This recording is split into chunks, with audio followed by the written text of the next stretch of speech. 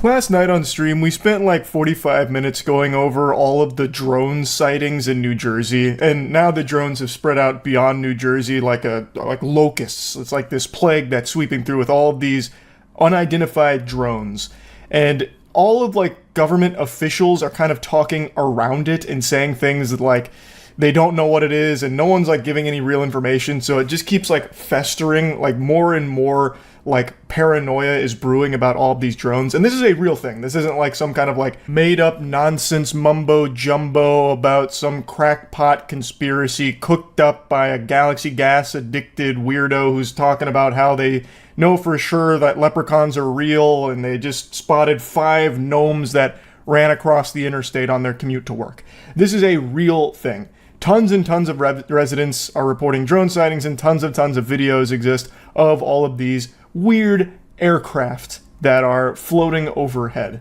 Now, there are so many videos that are being talked about that are claimed to be like these mysterious drones that are actually just airplanes. Like, I read a story about how some people shined the laser at a FedEx flight thinking that it was a drone, and then they're still saying like they lasered a drone. It's like a lot of it is planes. Full stop. We're starting to regress right now, like, you know, uncontacted tribes when a helicopter flies overhead and like everyone's like really confused and like wondering what the fuck is going on. That right now is happening to a lot of people in New Jersey. Anytime like a plane is overhead, they start freaking out, like wondering what's going on with the sky gods up there. But it stemmed from a real thing, and is still a real thing with all of these fucking drone sightings. So I'll play some clips from the stream, and I also contacted some experts about it that have like real understanding of this kind of subject. So I got them on the horn to kind of get their perspective on it too, but I'll start with the stream clips. So what's up with the drones? Brother, I actually don't know. There's so many drone evidence is the wrong word, because like there's videos and stuff, but then there's also equal parts reporting that people are like shining lasers at FedEx flights. So like people are now just confusing drones with like actual planes and shit. So it's so weird. But they are everywhere in Jersey apparently. Is it a bird? Is it a plane? All right, this is going right over us Mandrake. right now. Is it a bird? Is it a plane? A drone? Welcome to the New Jersey suburbs, where big mysterious flying machines appear over our heads at night. All we know is they weren't all there before. They're loud. It is just nuts. They've been going in different directions. What are these aircraft? That's just a plane. A mystery. See, this is what I'm fucking saying. Like, there are some real ones like drones, but then some of these are just a fucking plane. This is the problem. Like, there are like real things like this that then start just muddying everything, so people just get so fucking paranoid that everything becomes that thing, right? Like, everyone knows planes. We've all grown up knowing planes. But because of like one weird thing, well, it was actually a few weird things with the drones and the lights, now all of a sudden anytime there's something in the air with lights, people are like, oh, more fucking government surveillance, drones, and aliens. Craft. It continues to be a mystery. State and federal officials are investigating and say they don't pose a credible threat. But you're telling me we don't know what the hell these drones are in New Jersey are? Is that correct? That's right. It's crazy. I mean, that's crazy. That's madness. And then this from a Pentagon spokeswoman. At this time, we have no evidence that these activities are coming from a foreign entity or the work of an adversary. So no, we don't know what they are. But I do know a bit about them after spotting them, talking to residents and experts. I'm so curious. Yes, some of the videos show aircraft that look like planes. Yes, and some most of them definitely are regular planes. Yep. But experts who have seen the reported drone footage categorize it into 2 buckets. Exactly. Quadcopters and fixed-winged aircraft. Exactly. I didn't see one of the quadcopters. What I saw did not look... Shoot one down. So here's the thing. There was one of these bitches that crashed, and I think it was the authorities said that you're not allowed to go to the crash site. You have to call it in so that they can go handle it. So it just adds to the mystery. So that's why people get like so lost in the hysteria that all of a sudden now they're shining lasers at just airplanes. I'm in New Jersey and they are VTOL UAVs within Transwing Technology Terradynamics. What the fuck was that sentence? They have a contract with the Navy and are testing out of Philly and Maryland since November. I don't think it's aliens or anything. I think it's very weird, though. Because you could absolutely just come out and say something about it, that it's military testing exercises. Like, that was like the standard protocol for old UFO shit. But the fact that they're not just continues to let this snowball, and people are getting more and more fucking paranoid about it. Like, pretty soon they're gonna have people, like, fully converting to, like, gang stalking. At a New Jersey briefing on Wednesday, officials said the drones fly for 6 to 7 hours at night. They believe they're coming in from over the water. These are apparently very, as I understand it, very sophisticated. The minute you get eyes on them, they go dark. With all the attention, no, they really don't, though. Like, everyone's still getting tons and tons of eyes on them. Look up the Terradynamics XP4 drone. They're saying drones are like normal quadcopter configuration during hover, then transform into winged aircraft. The XP4 has this exact same patented technology called the transwing. Let me see. XP4.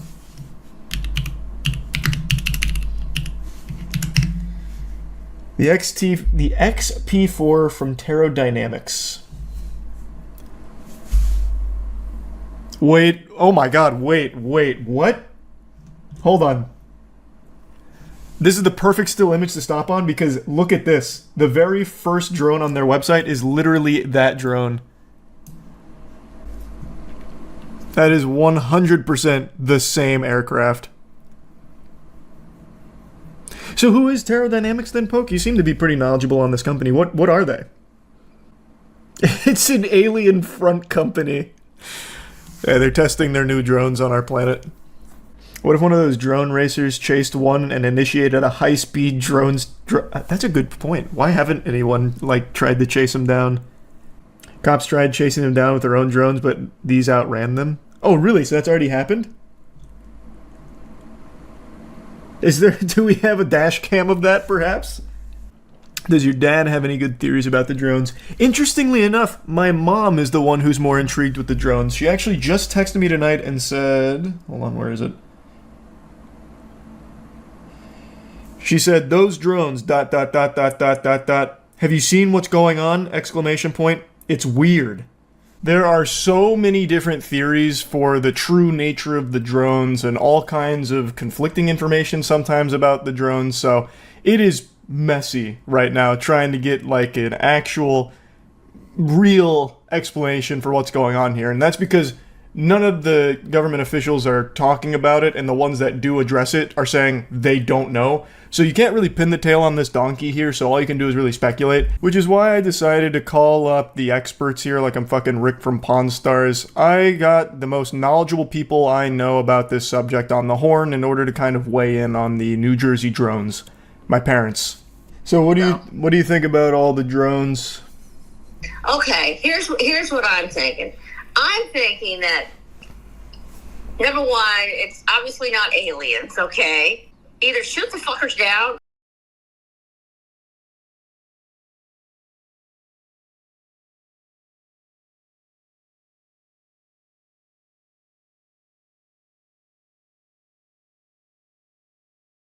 I see people debate a lot what's better to stream on YouTube or Twitch, and it's a question I get asked a lot because I'm like Constantine, the man who walks between worlds here, because I stream on both YouTube and Twitch at the same time. I multi-stream.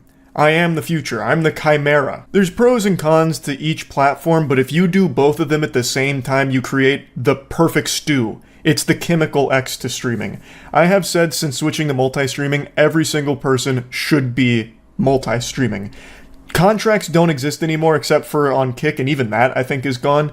There are no Twitch contracts. There are no YouTube contracts. They've gone extinct, like the saber-toothed tiger. You know, like they have wiped their ass with contracts to creators. So I think you are making a big mistake if you just marry yourself to one of those platforms instead of just doing both, because you can. When people talk about this subject, they only give like the basic rundown, like the nutsack summary of pros and cons. I haven't seen anyone really go over numbers. I'm going to go over numbers. And I really think that the numbers here tell a very complete story of why multi-streaming should be the norm for streamers. It's in their best interest, and for viewers too, because then viewers have a choice on, do they want to watch it on Twitch where they're going to have a much more interactive chat experience, or do they want to watch it on YouTube where they don't care about the chat experience because it's a lot more dog shitty there. It's basically non-existent chat culture on YouTube streaming, but the playback is a lot smoother, a lot higher quality, and you can rewind it, which is a nice quality of life change. Also, it's a lot better on mobile. Twitch on mobile has been a fucking disaster for me for as long as I've tried to watch Twitch on my phone. Also, the ads on Twitch, they're getting outrageous. YouTube streaming doesn't have nearly as many ads, which is a nice breath of fresh air. Like, there are real pros and cons to both, but these are just the basics. And these talking points have been worn out more than my bussy after eating anything with spice in it. So I'm not just going to be baby bird vomiting the same talking points you've heard a million times. Instead, I want to show you the numbers. I want to bring up my biggest, most profitable stream I ever did on Twitch and then break it down a little bit. It was in 2022 when Moist Esports won the Rocket League Major, the Spring Major, still one of the best moments I've ever had streaming. I peaked at 75,000 live viewers. It was a very long stream that I did, and it took home 11.7K for that whole stream. Roughly 2,000 subs, but most of it came through ads, and most of those subs were primes. Subbing on Twitch is far more common than members joining on YouTube. Membership on YouTube is the equivalent of a Twitch sub where someone on YouTube pays $1. So like a tier 1 sub on YouTube for my channel is $1. On Twitch the minimum's $5, but it's the same concept. You pay money and it's a subscription basically. And that is so much more common on Twitch. So 2,000 subs on that Twitch stream is more than I've ever got through a YouTube live stream by a large margin. And 11.7K is the most profitable stream I ever had in my entire 7 years on Twitch. I actually streamed on Justin TV before it became Twitch. I used to do like World at War Zombies on there and shit, but then I took like a long hiatus and then came back in like 2016. But this was the biggest stream I've ever done. I then switched to multi-streaming last year, and what I've learned is Twitch is much higher potential to earn money while live than YouTube, and it's because of things like the Twitch Primes, which have become a pretty integral part of the Twitch ecosystem, and ads. Twitch actually has more ads than YouTube, and thus, since more ads are playing, that's more money being generated from those ads to the streamers. There's so fucking many ads on Twitch. They pump ads out the wazoo, and they are so intrusive. I wouldn't be surprised if in the next couple years Twitch integrates a system into their player that has like eye tracking capabilities, so if a viewer looks away during an ad break, it'll pause the ad till their eyes are glued right back to it to finish the ad. It's brutal, but it does have higher earning potential while live for those streamers that have all of these ad breaks that are going on. So Twitch has a higher earning potential through live content. And the VODs on Twitch don't make any money. Like, they just don't. I don't even know if they're fucking monetized. And if they are, I don't know if streamers even see a penny of that. Like, not a single one of those fucking clams makes it to a streamer's pockets through the VODs. But on YouTube, it's a totally different story. My most successful stream on YouTube isn't the one I just had at the Game Awards with over 110,000 live viewers, which is my biggest stream by viewer metrics. The most profitable stream I've ever done, the most profitable anything I've ever done, is this stream right here, my Starfield stream. During the stream, I had 31,000 average viewers with a peak of 38K, which is a big stream. That is a big stream for me. It's actually more average viewers than the Rocket League one, but the Rocket League stream not only was a longer stream, but had a higher peak, and thus you would expect make more money because of the ads and the subs that came through. Well, what if I told you that's not the fucking case when it comes to YouTube streaming? Because this Starfield video actually made $84,000. 84,000 doubloons for a 4-hour stream just playing mid-poop-ass Starfield. The actual... Like, this was like an insomnia, try not to fall asleep challenge, basically. $84,000. And it's not because the 31,000 viewers all of a sudden just started, buying memberships or donating tons and tons of money. This wasn't like the biggest documented case of credit card fraud and money laundering that the internet's ever seen. In fact, the live stream itself made $1.6K on ads, and the other $78,000 came from the VOD and the ads that played during a VOD. Now, the membership number there, the 2.4K, a lot of those memberships were just from people watching the VOD and then buying a membership, not them doing it while it was live. Also, the supers and gifts, I'm pretty sure that is live. So you can add the 1.6K plus the 1.6K on the supers, so the 1.6K from the live ads plus the super chats. And let's just go ahead and be generous and say like the live stream while it was live made 4K. The other $80,000 came from the VOD. This isn't some like rare mutation here, like a fucking X-Men of analytics. This isn't some fringe outlier isolated case. This is the way that YouTube streaming is optimized. YouTube streaming is kind of just an afterthought for the platform. YouTube has always been about VODs, the videos itself. So when you finish a stream, it becomes a VOD, and that enters into the YouTube algorithm. And YouTube is extremely efficient at monetizing VODs. So finishing a 4-hour Starfield stream, it immediately saved as a VOD and made tons and tons of money through the VOD. Whereas on Twitch, I don't even think VODs are monetized. And if they are, it's not the creators making the money from the VODs, I don't think. YouTube is a totally different story. You don't make as much money while you are live from people buying memberships or donating money or anything like that. And their ads aren't that frequent on YouTube live streams, thank heavens. But what you miss in live revenue, you make up for with VOD revenue 10 times over. What I showed you with the Rocket League stream was my biggest, most profitable Twitch stream I ever did. So even when I was a daily streamer for like 6 to 8 hours a day for years, averaging between 10 to 20,000 viewers, fluctuating, I would usually be making between 4 to 6K a day. And that was like the norm, with the occasional peak going up to like 8 or 9, and then that being the biggest at over 11. But right now, my viewership combined on YouTube and Twitch is higher than it ever was on just Twitch. On YouTube, I average between 10 to 12K a stream, and on Twitch, it's between like 5 and 6K. It really just kind of depends on what I'm doing at the time. But on Twitch, you'll make more money while live and make nothing once the stream ends. On YouTube, you'll make less money while live and then could make 5 times as much from just the VOD. On Twitch, when the stream ends, it's basically forgotten. That's lost media at that point because no one's fucking watching Twitch VODs, it seems. On YouTube, when the stream ends, well, now the journey's just begun. Like, now, there's no telling what that can generate. Like, take this for example. This was a very normal, pretty low-key stream. I was just replaying Gears of War, one of the most important games in my life. This wasn't a brand new, hot release that would be, like, algorithmically successful. Like, it's not like something the algorithm will be salivating over, pushing out a Gears of War live stream. Gears of War is older than the hair on your grandma's titty nipple. Like, this is one of those streams where I do just because I really wanted to replay this game. And you can see my average viewers were 10,000, which is normal. That's a pretty normal stream for me on YouTube. But the VOD now has 1.6 million views and has made over $20,000. And of course I was multi-streaming, so I can pull the Twitch data as well here. This exact same stream made $1,400 on Twitch. The difference is substantial. Now you can see again here in the data, the live revenue, 802 while live here, plus again, memberships and supers aren't really indicative to what was live because some of those could have been from people watching the VOD, and it calculates here post-VOD. But regardless, you can see that the live revenue was less on YouTube than it was Twitch, but the overall revenue is substantially higher on YouTube because of the VODs, which is something Twitch just doesn't really have, which is why I think you should just do both.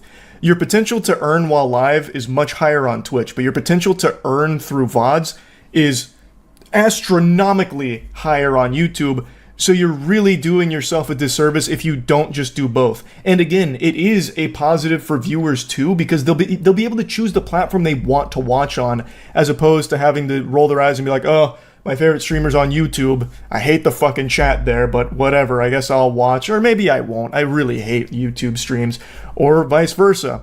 Oh man, my favorite streamer's only on Twitch. He went from YouTube to Twitch, and I just don't like Twitch. I'm not a fan of it, and I guess I'm just not going to watch him anymore. I'll just wait for the VODs on YouTube when he posts the clips. Like, now they have the option of just being on what platform they want to watch the stream. And there's a lot of streamers that are making the switch to multi-streaming. I just really think this should just be common practice for anyone who streams, because there's no reason not to. There is no exclusive contracts anymore. They're gone. Poof! They've vanished.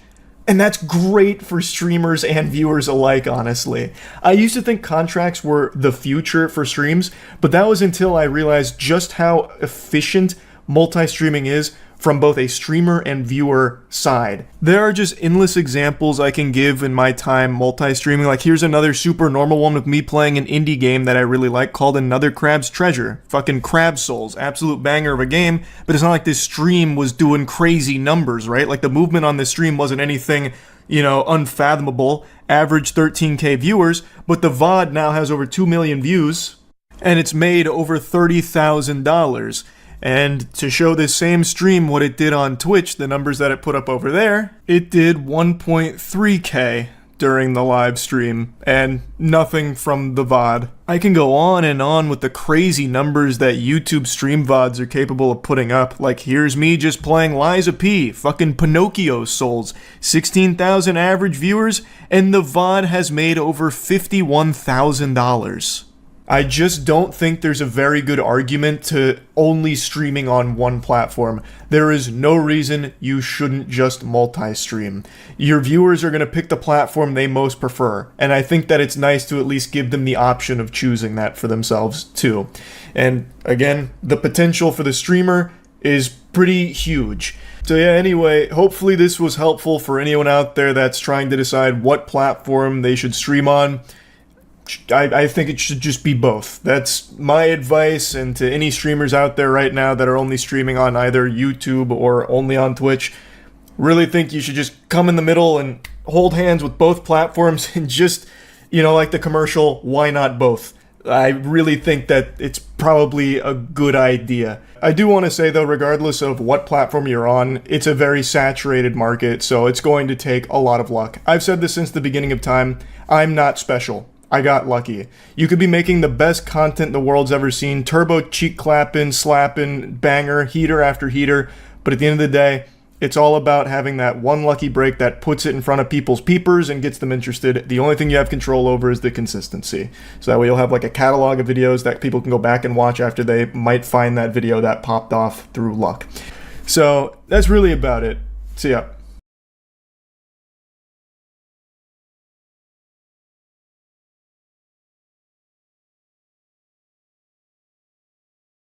Yeah, I'm greasy. What about it? First thing in the morning, haven't showered, worked out right before bed, didn't shower.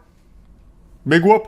Can't handle a little grease? Get out of the kitchen. Last night was the Game Awards, where Jeff Keighley teabagged us all with some big announcements and some big awards. And there's a few things I want to talk about. First of all, that was the biggest stream I've ever done in my life. I had 110,000 peak concurrent viewers on YouTube and 20,000 on Twitch. 130,000 total viewers on one of my live streams is unfathomable to me. Can't even get the words out. So huge thanks to you for anyone that tuned in. That was cool. Big thanks to Jeff Keighley for making my biggest stream of all time. I mean, I worked really hard on watching the Game Awards this year. I put a lot of work into my reactions, so I'm glad to see that this was the stream that popped off so big for me. But there's just aside from that, there's some things I want to talk about with like the announcements, as well as the big talk of the town, Game of the Year. First and foremost, there were some big announcements that I absolutely think are worth getting excited for. Some shit that I don't think even Baba Vanga would have predicted were revealed at the awards show here. I know there's a ton of naysayers saying nothing good got shown, it all looks like trash. But I would say don't listen to the paint chip eating weirdos that are still soiling their diapers. Like, that is actual delusion. Like, sure, you can say, oh, I'm not really looking forward to, maybe the next Elden Ring game, which I'm going to get into in a moment because it seems it's going in a weird direction. But to say that there were no good announcements blows my mind. We got a fucking Okami sequel announcement, for God's sake. I feel like people that think there was nothing good shown here don't actually play games, because that alone is huge. We got a new Onimusha, a new Virtua Fighter, keep in mind, Virtua Fighter hasn't had a new real game since 2007. We got a new game from the Shadow of the Colossus team. Like, these are huge games that I cannot wait to see. Like, these are OG from back in, like, the golden era of really creative works. So I'm super excited to see a new iteration into these franchises. Like, I think that's really exciting. And then for new franchises, they announced Project Century, which looks really good. Naughty Dog's got a new IP. Hey, I'm breaking the timeline here. I just showered, but I have to replace this section here as I was listing new IPs that they announced last night. So that's why my hair is wet instead of greasy now. Just want to peel back the curtain on that a little bit on why it changed so drastically. But some of the other IPs that they announced that look great. First Berserker, Kazan, Dispatch, the Pac-Man secret level game, Shadow Labyrinth. Like, there's just a lot they showed that I actually think is super cool. So I was really impressed with the trailers and really surprised that people thought there was nothing good that they revealed. It actually baffles my fucking noodle up here that anyone would think that. I really think it's people just wanting everything to be bad. So they'll put on their biggest frown and just pretend that it was all negative and it's all lame, throwaway shovelware. The gaming industry is so cooked. I also just forgot, they revealed a new Turok. There hasn't been a new Turok since 2008. I used to make montages on the 2008 Turok game when I was still in fucking middle school. Turok as an IP has been dead and dusted for almost 2 decades. The last time I touched a new Turok game, I hadn't even held a girl's hand. And now, in 2024, we get a fucking Turok announcement? How is that not hype? Like, it just, I don't understand why everyone is so desperate for everything to be the worst it can possibly be, even when there is, like, real positive shit that they showed from the announcements. That's exciting. And gaming, I think AAA gaming is kind of cooked. Like, at least Western devs, it's been fucking floundering left and right. I've talked about this a lot. But where the AAA space is eating ass, the rest of the world is blessing us with great games. Like, we haven't had this many international releases to this quality ever, and indie games have never been better. Like, the gaming industry as a whole, I think, is in a good space, and I think it's a good thing that some of these legacy AAA studios are eating so much shit. Like Ubisoft. I spit on Ubisoft every chance I get. I've been hawking loogies at them for many, many months now. But they deserve it. Like, they are digging their own grave. They just released a fucking NFT game in 2024. Like, come on. So while Ubisoft might be having this cartoonish fall where they're just perpetually slipping on ice as their stock price continues to plummet, where they might not make it, there will be other games that will fill that void. And they'll probably get bought by Tencent. I really think Ubisoft will end up getting bought by Tencent. I don't think that's going to save any of the properties that they have, but that's my little game theory, my hypothesis there. What we'll have is more room for great games like a Black Myth Wukong, or great indie games like a Nine Souls. Still very upset Nine Souls didn't get a single nomination, by the way. Anyway, though, I'll stop going on that tangent. Let's talk about something I just briefly mentioned that I talked about quite a bit during the stream. The new Elden Ring, Night Rain. When they first showed it, man, I was kicking my little feet in my chair. I was so happy. It's clearly not a battle royale.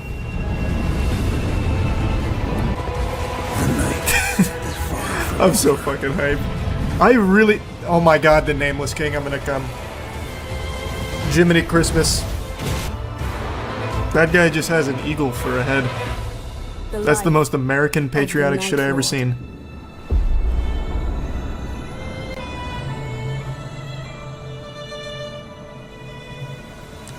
So it's not DLC. They said it's a standalone. So it's a new Elden Ring game? All that excitement soon turned to excrement. The more I learned about it, the more I started to get more and more worried and kind of shitting on the concept. So Night Rain is a roguelike, co-op survival boss rush type experience with battle royale elements. Like, that bird you saw right there is actually like their battle bus, according to the people that played. Oh, it's painful. Like, I have nothing but faith in FromSoft, but I am really concerned that this might be their first blemish, and this is not with Sony buying Kadokawa yet. So this is a FromSoft decision, And I'm gonna be honest, sports fans. I'll play some clips from the stream where you can see the realization wash over me that this might not actually be good.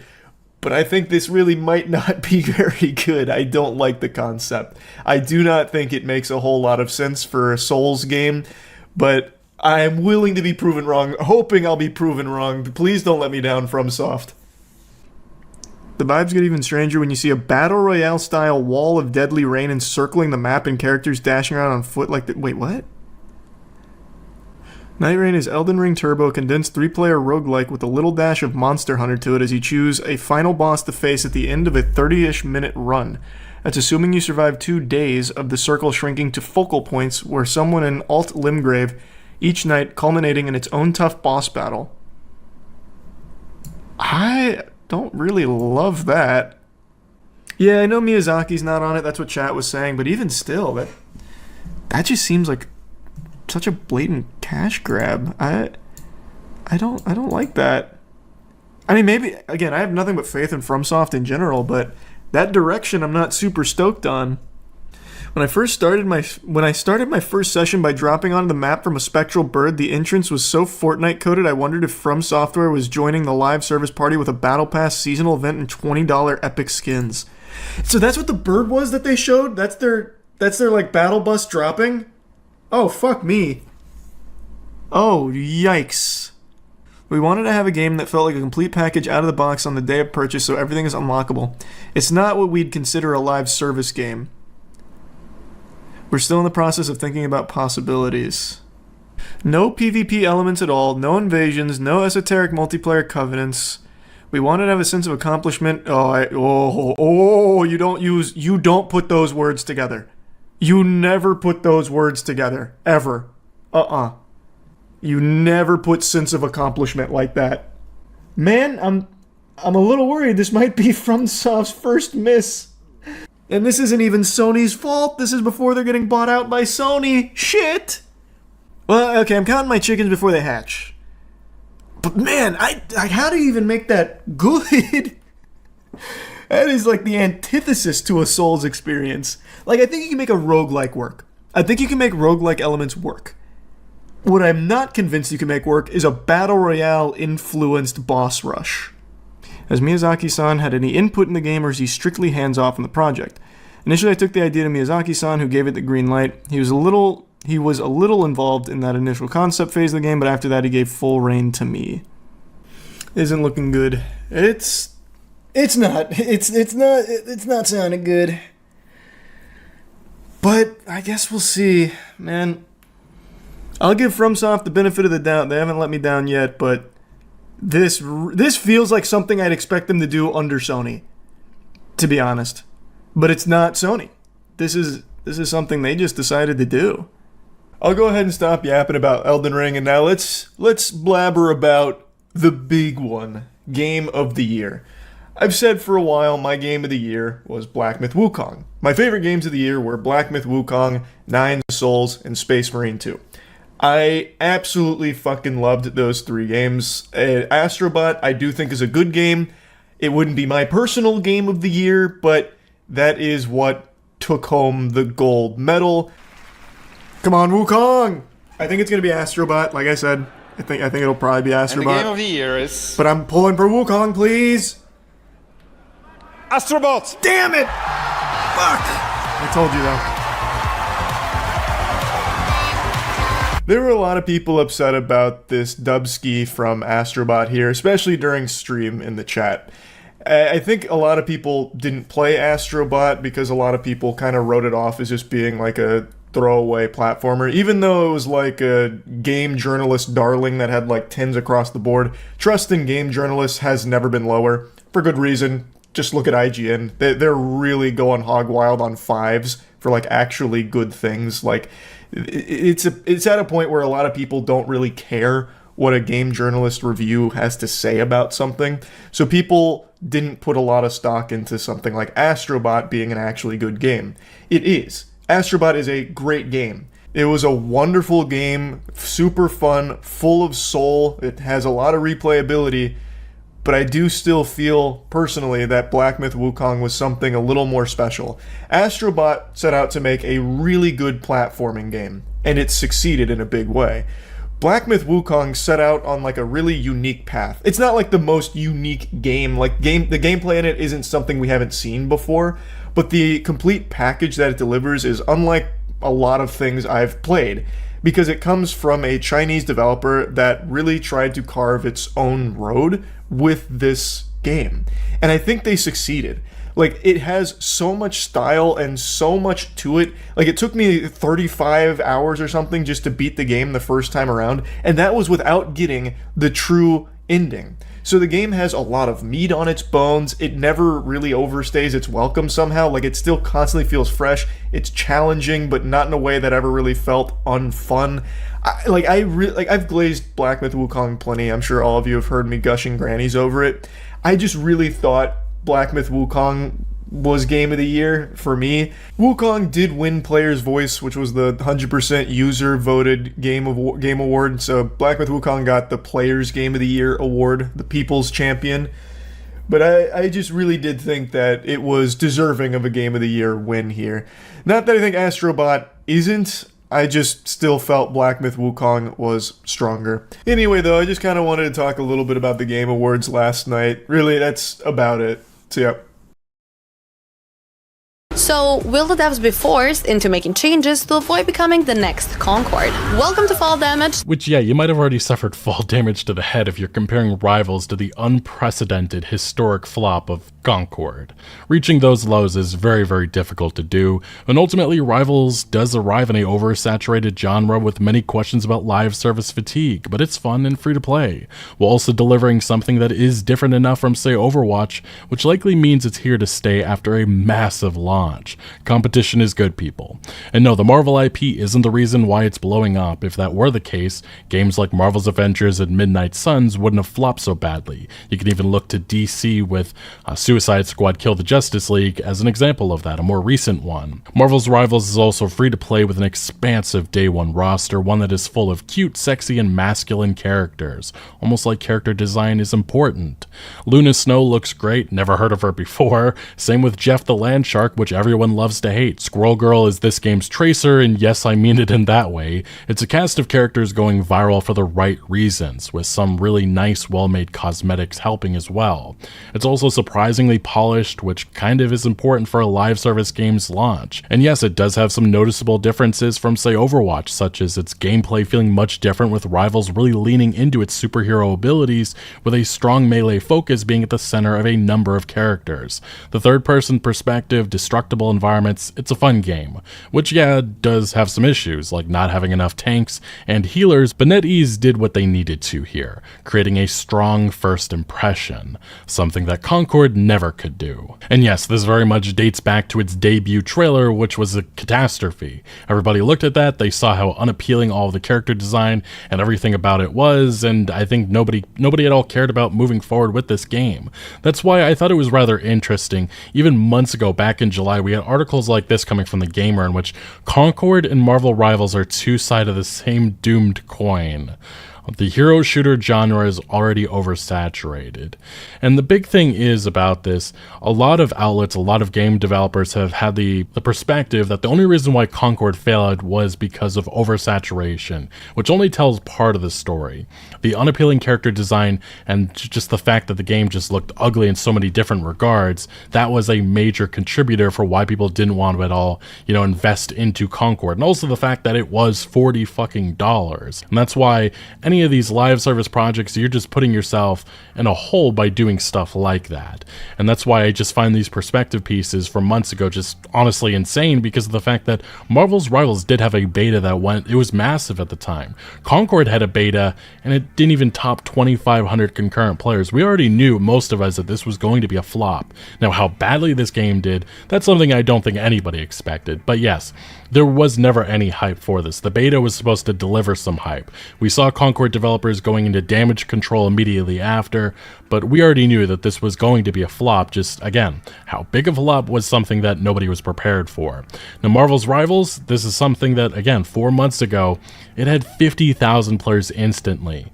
there was immediate interest in this because, look, the gameplay experience looked fun enough, and that's all people want, especially for a free-to-play title like this. Again, this is an oversaturated genre, but the Overwatch and Blizzard team have done themselves zero favors with how they've handled Overwatch 2 since its inception. That game has not delivered on a lot of its promises, and it really has reverted back to what Overwatch was back, like, what, around 2016, 2017, when it originally launched. I think the point I'm trying to hit home on is that there is room for a game like Marvel's Rivals to come in and swoop in and take a part of that market share. And it is worth mentioning that Marvel's Rivals, the developers on that team, did talk about Concord's failure. And this was something that was actually happened back in October. And the reason why they're having to address this is because, again, there's been an indictment made on the hero shooter market and saying that, oh boy, Deadlock, Marvel's Rivals, they're destined for failure just like Concord because there's no more room. Nobody wants to play anything other than Overwatch. And this is what the game's director said back in October. According to Chen, the game director, Marvel Rivals is distinct from Concord because NetEase intends to prioritize the player base and the game's fun factor. The game director also stated that Marvel Rivals' unique gameplay will help the game stand out from other hero shooters, and I think that I agree with that. This may be because most characters in the game utilize their superhero abilities in place of the guns that are typically used in the hero shooter genre. There are definitely still some guns and stuff, but there's a decent amount of variety with the, massive cast of characters there day one. Chen also emphasized dedication to the Marvel IP and storyline, whereas Concord was a new IP that intended to introduce its characters through cinematics. And that was the big selling point of Concord. It was going to have these flashy cinematics with a whole storyline, but nobody at all cared about any of that. Nobody had an attachment to any of that cast of characters. There was nothing about it that stood out. But indeed, this is the success that Marvel's Rivals is right now experiencing. They announced this just the other day. In just 72 hours, they already achieved 10 million players worldwide.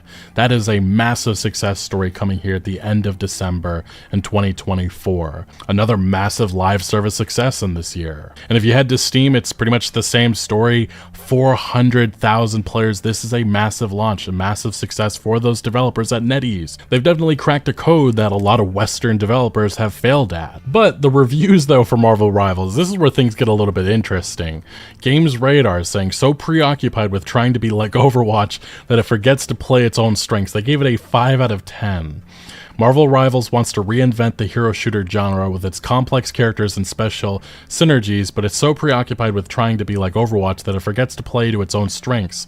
Its oversized roster also needs more balancing and more differentiation from Blizzard's stable of heroes, which this just seems like a glaze piece for Overwatch, which I guess what just confuses me is how so many people try acting like Overwatch is this 10 out of 10 experience. Like, don't get me wrong, it was at one point, but in its modern day, this current day, Blizzard has been failing their audiences in a variety of ways, and some of the recent updates for Overwatch 2 have been really quite terrible. Some of the characters introduced look quite ugly.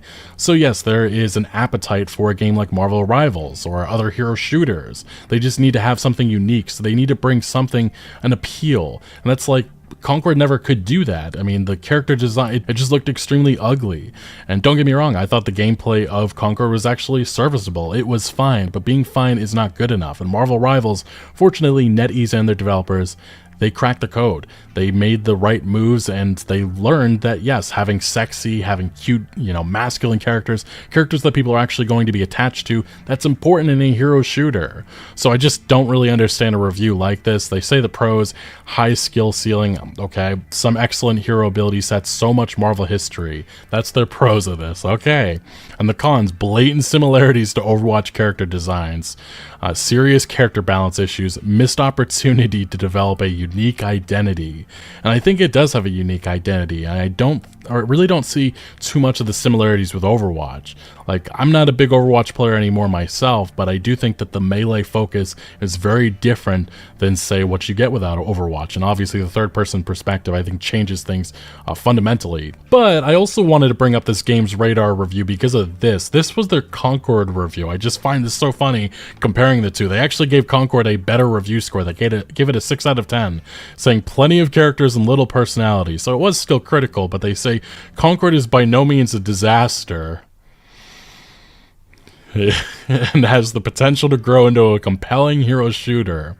but a thin selection of modes characters who leave a weak impression and a misguided overabundance of lore makes it a hard sell currently. Strong fundamentals, class swapping system is great fun, visually impressive. I don't know to who. And then their cons, these are the actual things that they criticize. They say sparse tutorial doesn't prepare you, lack of modes at launch, so much lore. That's the only cons you couldn't come up with. No character design, and if you're going to criticize, Marvel Rivals for its, similarities to Overwatch, there's a lot of similarities with Concord as well. I know, I just find these reviews so insane, and I feel like there's almost a double standard here. And yeah, I had to load up the search bar. I had to make sure. They have nothing about character design here or the art style. Nothing at all in their review. Okay, yeah, absolutely nothing. But there were other reviews, like I said, like this. DualShocker is pretty much the same thing with Marvel's Rivals. They say, let's not beat around the bush. Marvel Rivals feels like an Overwatch clone. They're both team-based 6v6 hero shooters. I mean, if you're going to have that perspective, then Overwatch is a clone of Team Fortress 2 all those years ago. And you wouldn't know it, but it's actually supposed to be a positive review. The hero roster combined with the art direction feels like a love letter to Marvel rather than cashing in on what's going on in the MCU. It results in an experience that feels more authentic than other hero shooters on the market. It makes me more inclined to keep coming back, which you wouldn't know that with how it opened up. But Paul Tassi of Forbes, I thought that this was an excellent piece, which really puts into perspective how there's an appetite for another hero shooter to bring competition to Blizzard and Overwatch. Marvel Rivals should terrify Overwatch at this point. Tassi writes, the game's launch could not have gone better. Rivals peaked at 440,000 players at launch on PC alone. And yes, indeed, it has been blowing up on console as well. And miraculously, release was incredibly smooth. At least my experience was no login queues, no wait times for matches, no lag, no disconnection, zero. That's a huge achievement in this current day and age, especially with all these, massive live services. They all seem to always have hiccups at launch. That is essentially unheard of for the launch of really any new online game, like I said, but NetEase has pulled it off somehow. The game is simply excellent. Even as someone who has not played Overwatch for several years at this point, it does feel like when I logged into the game for the first time all those years ago, experimenting with only this time I'm playing around with 33 Marvel heroes and villains that all have decades of history. I was somewhat skeptical of the idea to make the game third person, as it seemed like something of a ploy to sell store skins, but in practice it plays great, and it's easy to see how characters like Black Panther or Wolverine or Hulk would not have been nearly as fun in first-person mode. It really helps. It's not just a microtransaction ploy. Tassi goes on to say that it is legitimately hard to see how Marvel Rivals does not carve out a significant chunk of Overwatch's player base, one that is already struggling to retain players after all these years and botched both the launch of a sequel and long-promised PvE content, though it was erased after years of work. It's not great news for Blizzard when Overwatch is a huge part of their IP roster these days, and while sure, competition can make everyone better, Rivals is so good that the term Overwatch killer does not seem like that much of an exaggeration, compared to how it's normally used with other games and other situations. And I think there's one big truth here. It's the fact that Blizzard has mismanaged Overwatch for so long. There's almost a complacency that they can do whatever they want and get away with it. And hopefully with the success of Marvel Rivals, this makes them get their act together, because they've been doing a lot of dumb stuff with Overwatch. And look, I'm not exaggerating. There is a want for another hero shooter to take over. Overwatch 2 hits record lows as Marvel Rivals dominates hero shooter genre. Obviously, I think Overwatch 2 is still going to have a player base. It's probably going to still have its, 30 to 40,000 that it has on Steam daily.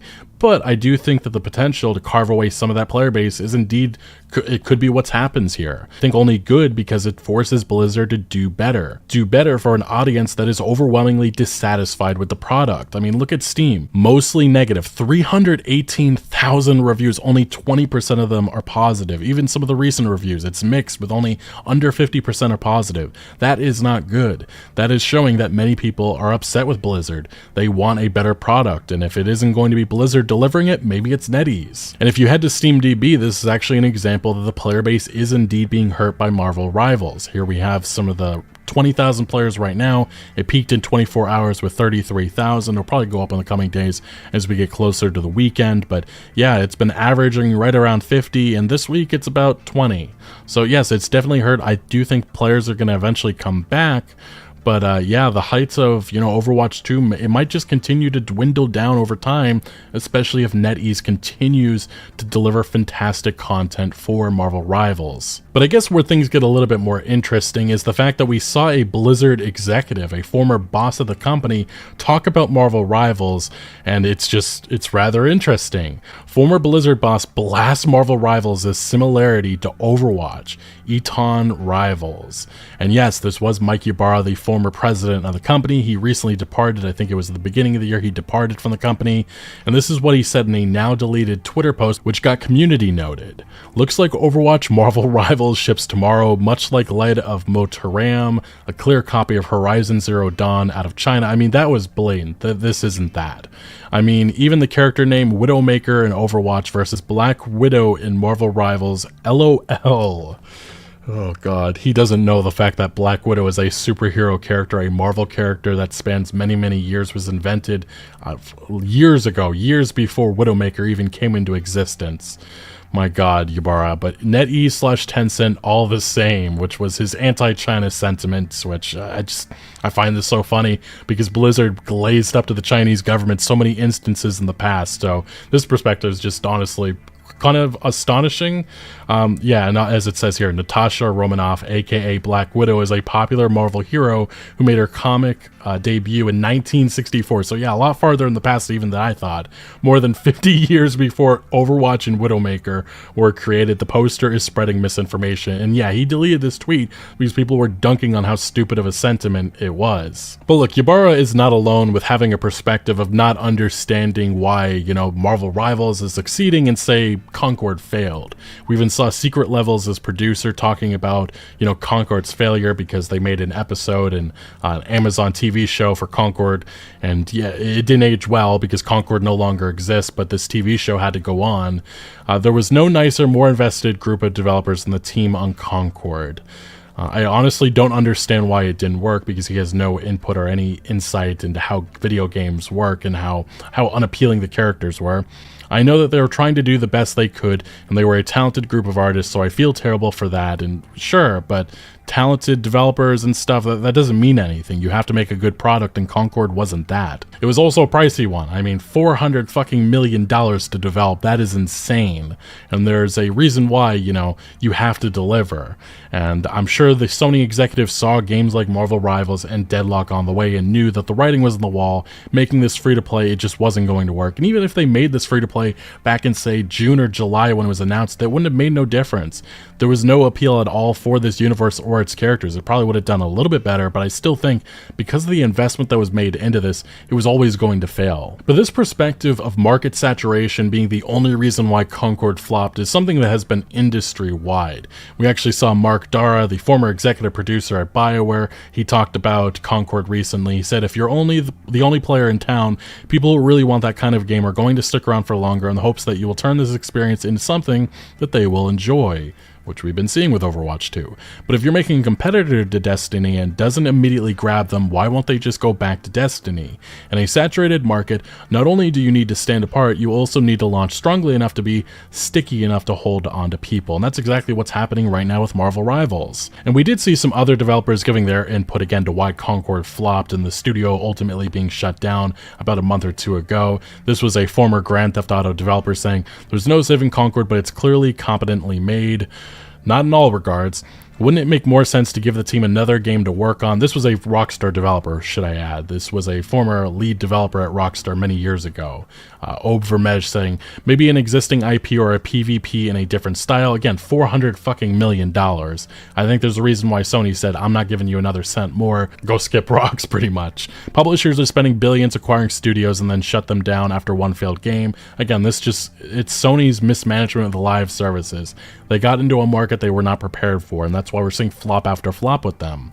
Even if the game itself was well crafted, it seems wasteful, and I just do not at all agree with this perspective. And then at the time when Concord was shut down, we saw other developers chiming in, and again, none of them at all talking about the unappealing, design.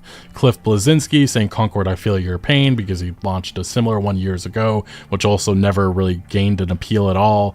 And then we saw the former Evil Within 2 and Hi-Fi Rush director saying, I feel terrible for everyone who worked hard to put this this out. Also, it was the first PvP game in a long time that resonated with me, and I was having a huge amount of fun with, so this stings even more. I hope it finds a way to come back. And then Liana Rupert, a former community manager for Destiny 2, saying, No Man's Sky, Elder Scrolls Online, Rainbow Six Siege, there are so many games that have proven that this doesn't mean the end. With the right moves, the right support, we could see Concord come back in a massive way. That's a win for players and the developers, and there's just such a misunderstanding. It's industry-wide. So many people do not at all want to talk about the fundamental issues. That's not something that could easily be changed. That's why Sony pulled the plug. They knew that if they came back, made this free-to-play, it wouldn't make that much of a difference. There was no appeal at all for this project from the get-go, and that was the problem. No Man's Sky had an appeal. It just missed a lot of features, and it was a disaster at launch, and it took them years to work on that. But that was also an indie studio. Elder Scrolls Online as well had many issues, but they came back. It wasn't so fundamental that they couldn't fix it.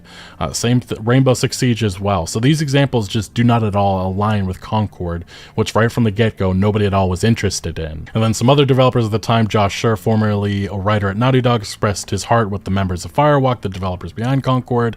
Remedy Entertainment developers saying he emphasized how difficult it is to sell in the video game industry. Well, if you're doing a hero shooter and you're selling it for $40 whenever all the other options are free to play, well, this is partially what happens. And then we also saw a former Naughty Dog director at the time, Bruce Straley, saying, I think it's extremely short-sighted and irresponsible to let Firewalk Studios go.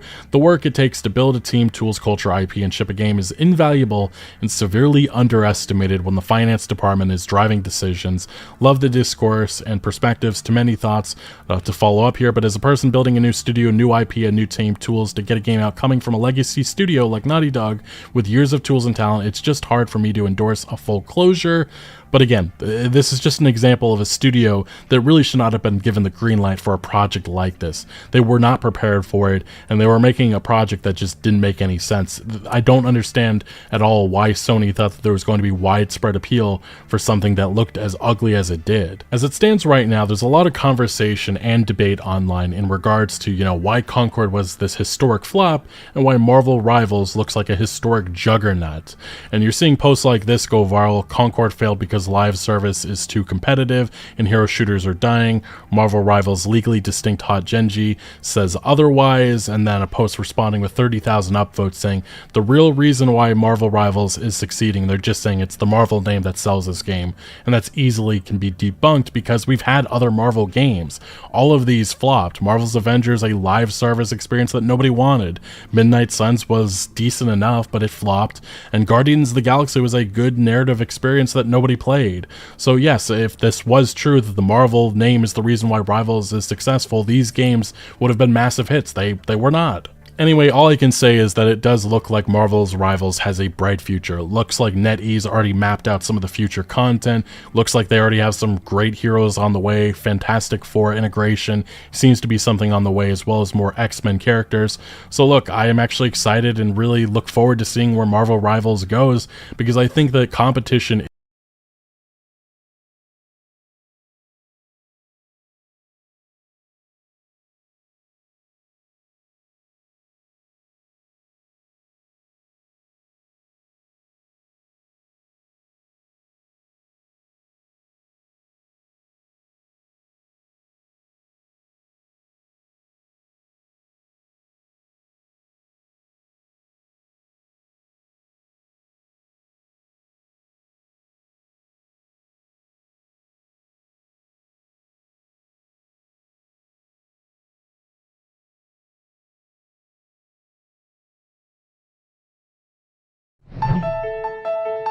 Flixbuses may carry millions of passengers across dozens of countries around the world, but please, don't call Flix a bus company.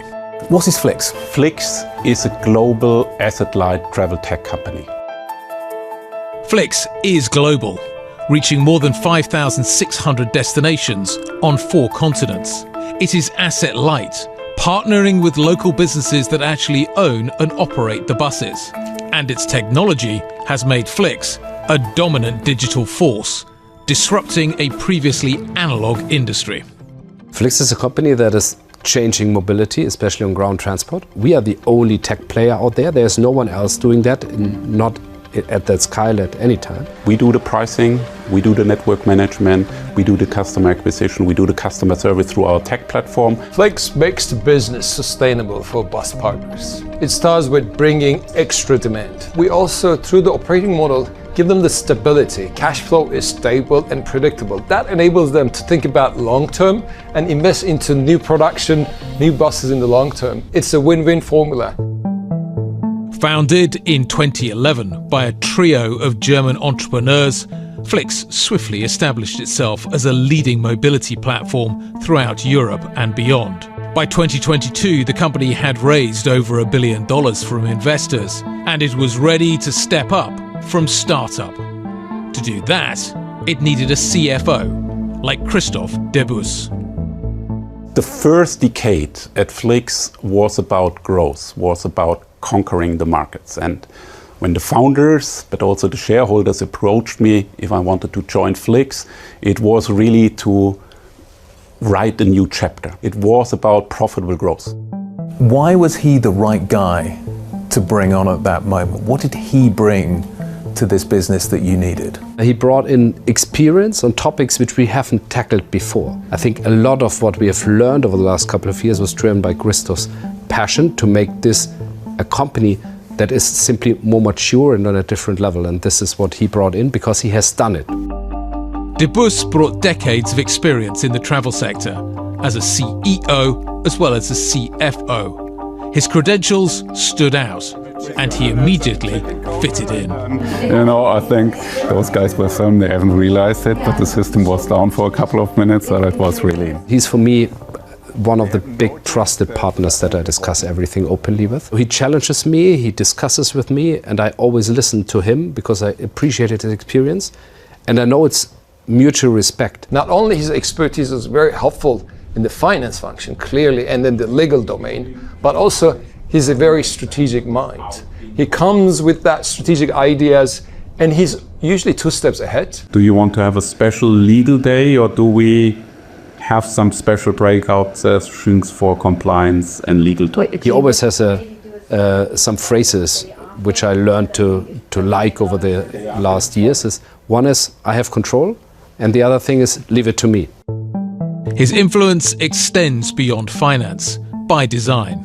I want him to impact the whole company and to challenge me, to discuss with me. And this is what I was looking for when I hired him, not someone to execute the strategy or to develop something operationally. In the past, finance was rather seen like a commodity. That's a term which I have heard, and all the processes are perfect besides finance, and it's the department of no. We really have said we want to be a business enabler. We really want to have, in the best way of the saying, a seat at the table and to jointly create value.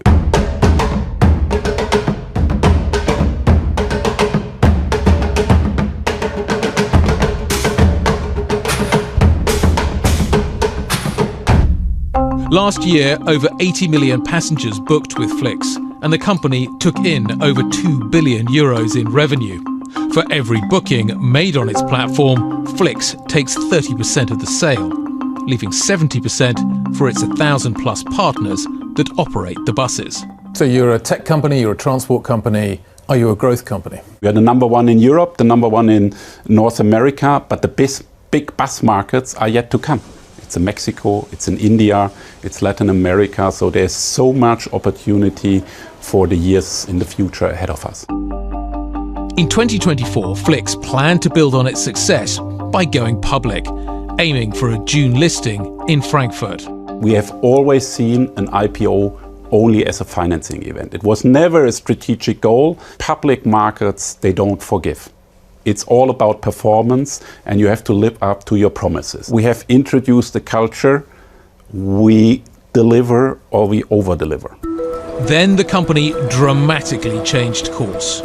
Postponing the IPO, Flix sold a 35% minority stake at a reported €3 billion valuation to investment giants EQT and Kuhne Holding. What led to that pivot?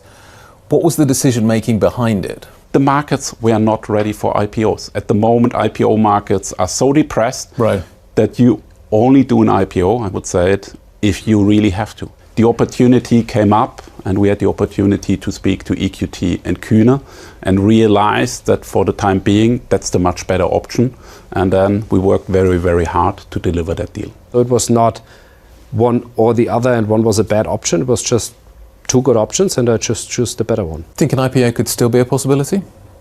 You know, we built that company for generations. I think this is really a company which has the potential to be here still in 100 years. And on that path, I think one day it will end up at the public markets. That's my conviction. For now, Flix's growth shows no sign of slowing. The base of the Flix success obviously is the networks and the technology we developed in Europe and North America, but we're now leveraging it to the huge market that are coming. And if you look at the sizes that we see out there, it's gigantic, and it gives us room to grow for decades. Mexico is 4 times the size of North America in terms of market potential. Chile, which we launched last year in October, is 2.5 times larger than the whole opportunity in DACH here in Europe, or like the largest single European market. So India is also an opportunity which is 3.5 to 4 times larger than the market size of the whole of Europe. How do you prioritize that?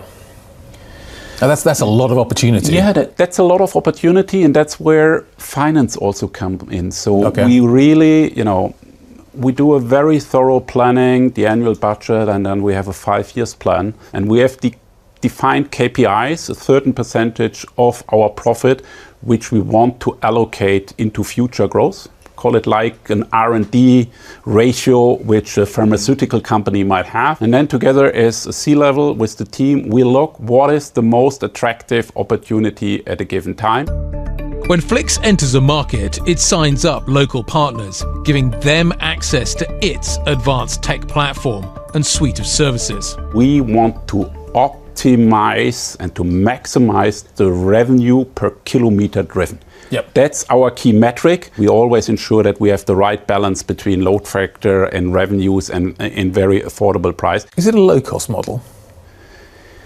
The model is primarily about value. There might be other bus operators who can operate a bus cheaper, but that's not really what it is about. It's about affordable, convenient and sustainable mobility. It's also about data and AI, enabling Flix to scale up and maximize margins where competitors can't. What we are a data company. Machine learning is something that is ingrained in what we do. Algorithms that learn themselves, develop networks, develop prices. This is something we develop in-house. Our website, our apps are second to none. Also our marketing approach in terms of acquisition cost per customer is really superb. The market for bus travel is projected to grow at a healthy rate throughout the rest of the decade. But operators will face headwinds. Driver shortages are expected to intensify, especially in Europe, where it's already a concern. Rising labour and fuel costs could cut into profits and force partners to hike ticket prices. De Bus, though, says inflation is not a huge threat to Flix's model. Usually, you know, if consumers are under price pressure, they rather decide for the most affordable mode of transport. If diesel prices go up or fuel prices go up, yes, it impacts us, but it impacts our closest competitor, the private car, even more. Flix takes sustainability very seriously. It's committed to achieving net zero emissions in Europe by 2040 and globally by 2050.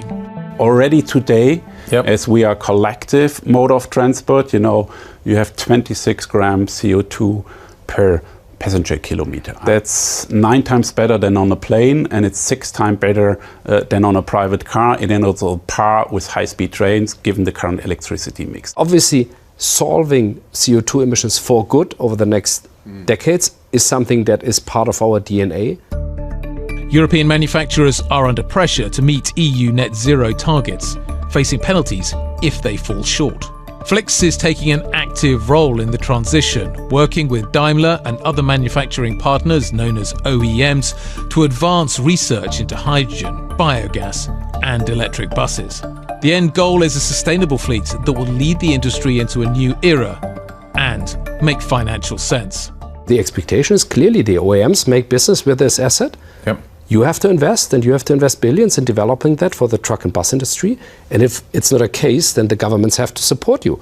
And without these two players, we will not be able to transform.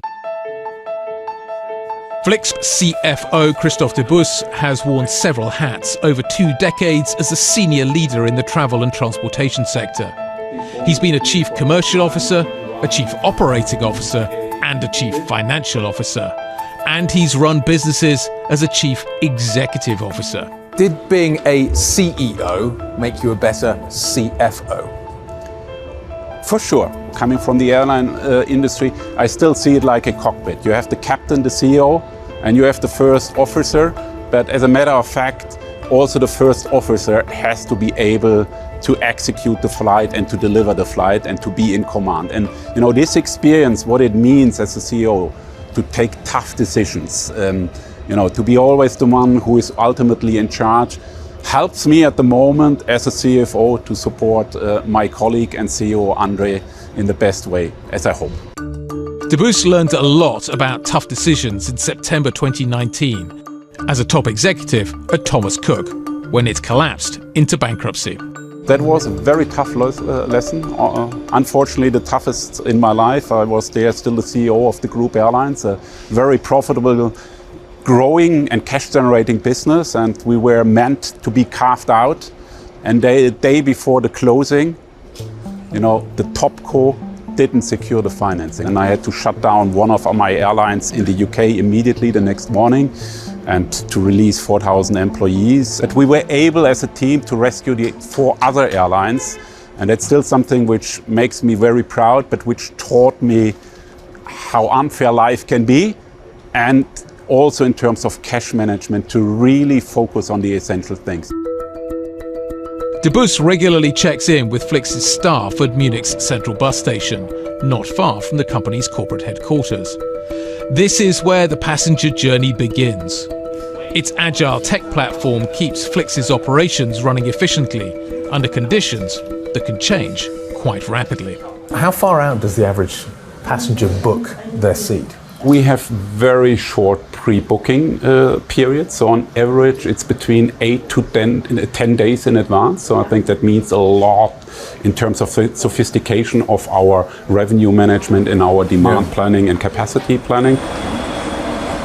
What other inputs do you put in other than kind of straight up and down demand? Like if there's a Taylor Swift concert, how big an impact does that have? So our technology seeks everything. So first of all, we look at historical travel patterns. I think we look at all the events, the big events which you know in advance, the Taylor Swift concert, you know, in Oktoberfest here in Munich, football matches. I think all that is factored in. But we see even things which we haven't spotted before, and then our systems are so good that they immediately react if they see somewhere a spike in demand. Flix doesn't promise a luxury experience on its buses, but it does offer amenities that help it stay competitive with other transportation options. When we started 11 years ago, we really revolutionized the market. Every bus at that time had power sockets, a very stable and high quality Wi-Fi. I think it's still much better than many of the competitors, even the rail operators. You know, you have a very good seat layout, you have very comfortable seats, you have here seats with tables, you have a toilet on the bus. Is premiumization something you look at though? Do you look to take the experience further up the premium scale?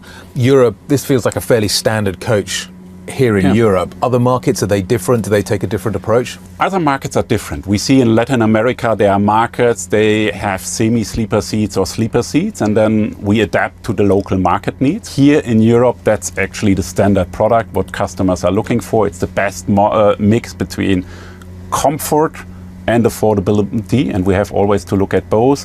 You can book a free seat next to you if you want to have a little bit more privacy, and that's what many people do.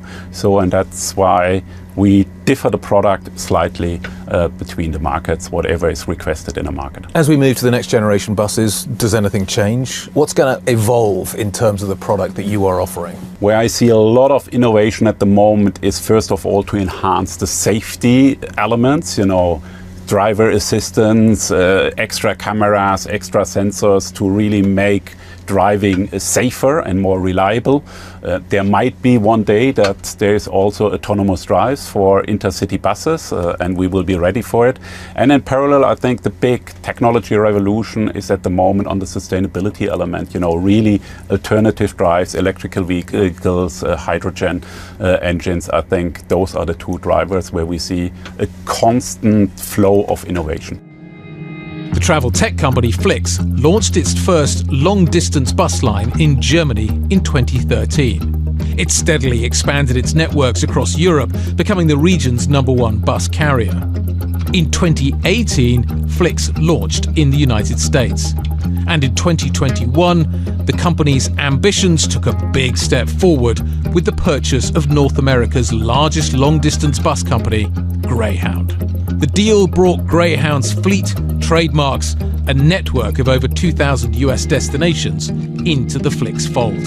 There had been offers before to take over Greyhound, but then in the midst of the pandemic, 2.5 years ago, we had this fantastic opportunity to buy the brand and the network. When we took on Greyhound onto the Flix tech platform for network management, revenue management, we saw the highest unit economics in more than 100 years of Greyhound history. My vision is to transform long-distance bus travel in the United States and make it one of the top considerations for anyone planning a long-haul journey.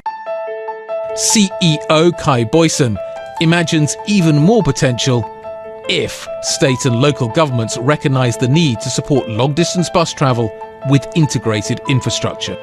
We need to think about the infrastructure in the United States holistically and think about the transportation system as one integrated system. And intercity bus needs to be an integral part of that system. One should be able to connect from one mode of transport to another seamlessly, easily. We have great success models in the United States. For example, Los Angeles Union Station, Boston South Station, or New York Port Authority Bus Terminal, or Washington, D.C. Union Stations. Kai and the team, they are doing a fantastic job. They have really improved the product, they have improved technology, they have really made the production more efficient, that at the moment it's also a profitably growing business. Flix is also thinking beyond buses. Since 2018, it's operated Flix Train, a rail network that uses the Flix tech platform and now includes more than 150 stops in Germany. It's a fantastic market opportunity.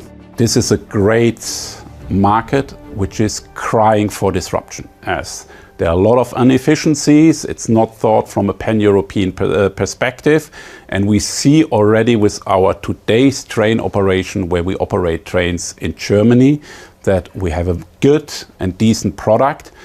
We run really a very stable operation, and we can deliver really healthy margins. The success of Flix's asset-light model has drawn comparisons to Uber, which launched the Uber Eats food delivery business to complement its ride-sharing core. Might Flix one day branch out, as Uber has done? And I admire what Uber is doing and what they have built. It's a fantastic company, and the job Dara has done is really outstanding over the last years, because what he did at the beginning was focusing the company on delivering and on very few products, and build a very strong base and then expand it from that. We have two markets where we are the only player. We have a 100 billion market opportunity out there. So my job is also to keep the team focused and committed on delivering in this market and not get distracted by opportunities left and right. Christophe Debus is also determined to keep Flix's team focused on the job at hand and the opportunity ahead. I asked him what he sees when he looks into the future. So what's the opportunity that most excites you about Flix over the next decade? It's this tremendous potential for profitable growth, and at the same time driving somehow the transformation to provide more sustainable travel options for many, many people around the globe. You make it sound easy. What are the challenges of achieving that? To keep the high standards in Europe in terms of safety, in terms of quality, in terms of profitability, but there's still room to improve it. It's to finalize the transformation in North America and then really to make all the market launches, which we have done in Latin America, in India, to drive them over the next 3-4 years to success. And then in parallel, and that's a massive task, to build our train business here in Europe to also, disrupt the pan-European train market. Complete the sentence. The hardest part of being a CFO is not only to describe numbers, but to use numbers to drive value and be there with a business partner to the business.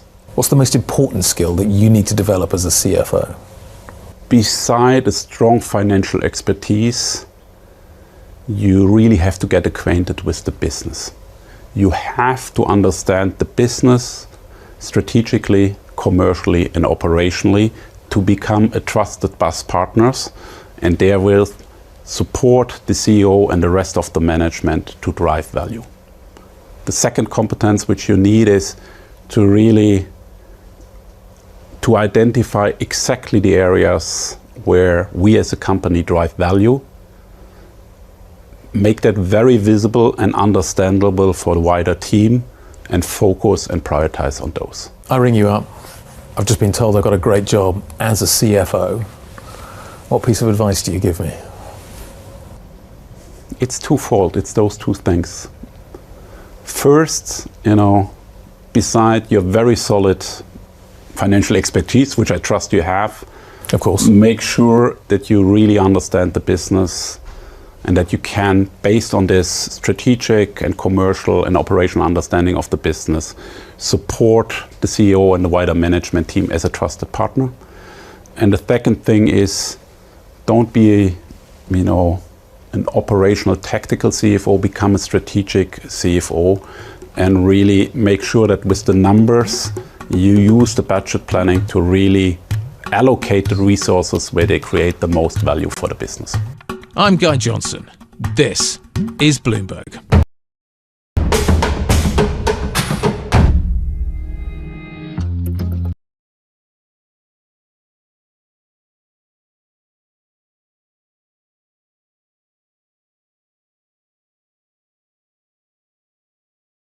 Alright, what's going on, everybody? Welcome back to another video here on the channel, and today we're going to be talking about Ubisoft, which is one of the biggest video game publishing and development companies in the world. They are the people behind games like The Crew, Assassin's Creed, Rainbow Six Siege. There's plenty more to go on and on about, but this is one of the, I would say, premier names in the gaming industry. They have been for quite some time. There's usually at least some excitement surrounding most of their flagship titles that release, right? But unfortunately for Ubisoft, there has been this kind of like slow death creep for the company, and it's something that has absolutely demolished the company in all reality. Now, they're at a point where their stock in the last 5 years is down 80%. Just in the last year alone, their stock is down over 50%. The company, the last few games that they dropped that were expected to be pretty heavy selling games, really big money makers for the company, didn't do as well as planned. And now there's discussion that Ubisoft actually might not be a public company anymore. They may actually be bought out by an ownership group that is led by Tencent, which is a Chinese video game publishing company. And the company might be purchased and taken private, and some of their like flagship IP, like I said, Assassin's Creed, games like that, might end up being sold off to other video game publishers to basically try and recoup some of the money, keep these franchises living on. It really is for Ubisoft a very devastating blow. Now, they thought that 2024 was going to be a year where they could kind of turn things around, right? So there's 3 pretty big releases in 2024 for Ubisoft that were, I think, anticipated to do way more than they actually ended up doing. And I don't want to say that these 3 games are like the catalyst for this entire fall off for Ubisoft, but they definitely didn't help things. Like I said, the company, they've been losing stock value for quite some time. Their revenue, their net income, all these other things, they've been kind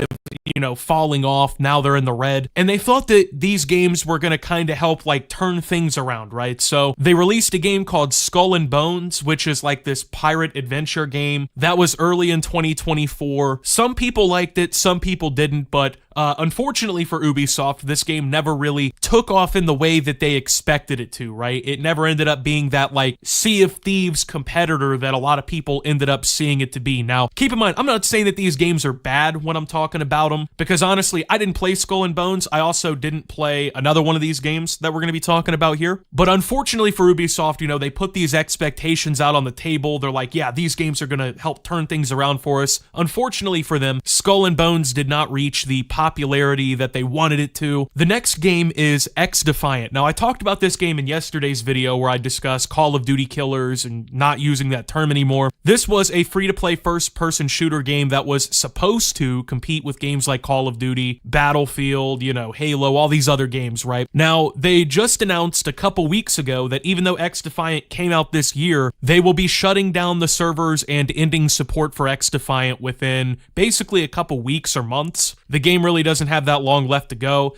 so that game is pretty much completely underwater. It's done. And then Star Wars Outlaws. Now, I think that obviously when you make a Star Wars game, you just think that it's automatically going to sell because Star Wars is this massively popular IP. Everybody, you know, at least knows what Star Wars is, you know? I don't want to say everybody loves Star Wars. A lot of us, we've watched Star Wars growing up and whatnot, so they think that, like, just slapping a Star Wars name on the box is, like, going to be enough to get the game out the door. Unfortunately for them, this also wasn't the case. The game had a lot of mixed reviews from fans and critics alike. It never really met the sales goals they were looking for, and so now Ubisoft is kind of floundering. They're wondering, what's the next move? How do we escape this hell that we're in, basically, right? Now, I'm kind of, I think, talking a little negatively. Like, don't get me wrong. Ubisoft still has their big franchises, their heavy hitters, games that will hit their sales targets. Assassin's Creed, a lot of people still enjoy Assassin's Creed and are playing that. Rainbow Six Siege is still one of the most popular esports and shooter games. So Ubisoft, you know, they kind of have their mixture, right? Between games that people give a shit about, people don't give a shit about. That's probably true of every major publisher in the entire industry. I mean, you got to think, right? Like, there's EA games that come out that literally nobody gives a shit about, right? Like, there's also like Activision Blizzard. You know, these companies release stinkers too. They release games that people don't like. They get critically panned. Maybe they don't sell as well as was anticipated. But Ubisoft is in a little bit of a unique and peculiar situation really here because, like I said, it's not like the last 6 months has been bad for the company. Don't get me wrong, it has, but this has been a long, slow, winding creep towards death for Ubisoft, and they're at the point now where obviously massive reconsiderations are being made. In fact, according to the news over the last week, Tencent has already attempted to basically buy Ubisoft all the way out, make them private and like a division of Tencent, right? For people who don't know, Tencent actually already owns a portion of Ubisoft. So the company is founded and owned by the Guillemot family. I think that's how you say it. It's a French family. It's a French company, right? But basically this family owns and,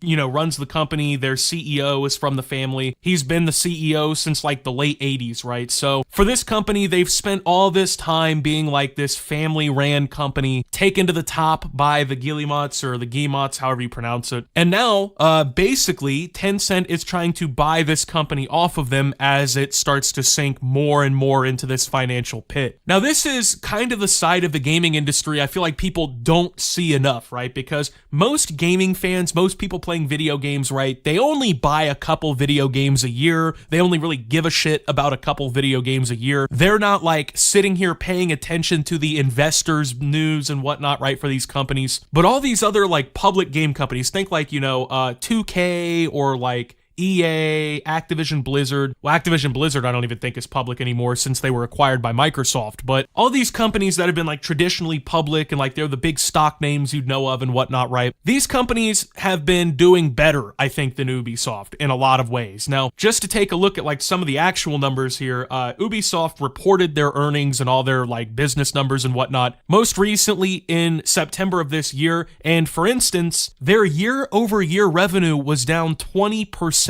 Their net income year over year was down 620%. Their net profit margin is now negative 36.7%, which is a reduction year over year of nearly 800%. So this is a company who they've been doing worse and worse and worse, right? It's like a snowball effect. where over the last few years, things got kind of, murky in the waters, right? They tried to really kind of hammer things back home, and it just didn't work. Now, I think that this really, though, sends a massive message to the rest of the gaming industry. Now, like I said, most of these other companies haven't gone the route of Ubisoft yet, but largely in the video game industry, companies over the last decade or so have seen all of their revenue and all these numbers hit these like record historic highs. Now, Ubisoft, obviously, they're in a different position. They're down, actually. And the message that I think this sends could really resonate with every game company, though. It doesn't matter if it's a company that's on the brink of like bankruptcy or being taken private and laying people off, or if it's a company that's making fucking billions a year in profit, right? We're at a point in gaming history where over the last like decade or so, these companies have been pushing up all these profits based on like microtransactions, battle passes, pre-orders, DLC, bonus content, all kinds of different shit, right? There's been all these new schemes introduced into the video gaming industry. They've been normalized in the entire industry from, one developer person making video games in their bedroom to these companies with tens of thousands of employees. And a lot of these monetization schemes and different things that have been introduced basically to increase revenue have harmed video games in a lot of different ways. And I think Ubisoft is a perfect example of this, right? I don't think that it's Ubisoft has like bad ideas for their games and whatnot. Like there's definitely a market for Star Wars games, for instance, and there's a market for first-person shooters, and there's a market for pirate games and shit like that. But the issue with Ubisoft, and realistically a lot of other companies that have gotten luckier, is they're just not hitting the way that they're supposed to. They're not fucking coming out here and providing the product that people really want them to. And for a while, a lot of these game companies got away with it, right? In the late 2010s, especially like video game companies, once they started making money through the bullshit schemes and whatnot, they started really stripping down the content of games. Games started coming out like half finished, and it wasn't 1 or 2 games a year. It started becoming normal, right? The whole early access excuse, as I like to call it, since 90% of games that come out in early access now either never leave early access, or when they do, they're really not much different than they were in early access, right? This kind of shit has begun hurting the gaming industry, I think, because so many people realize, like, yeah, a company like Ubisoft might be making a Star Wars game, but is it going to be a good Star Wars game? Is it going to be like Knights of the Old Republic or the OG Battlefront games or anything like that? Well, the answer to that is no. None of these games are usually hitting the margins or whatever that people are expecting. And as a result, I think a lot of customers have lost a lot of trust in gaming companies. Now, this is something that hits differently depending on the company because, you have ones out there like Rockstar Games, for example. Like everything they release, at least for the most part, is a critically acclaimed masterpiece. They take their time on it. And even though they do a lot of the things that the rest of the industry does, like, the whole definitive collection fucking fiasco, right? Which they inevitably fixed. That was a disaster at the jump for Rockstar.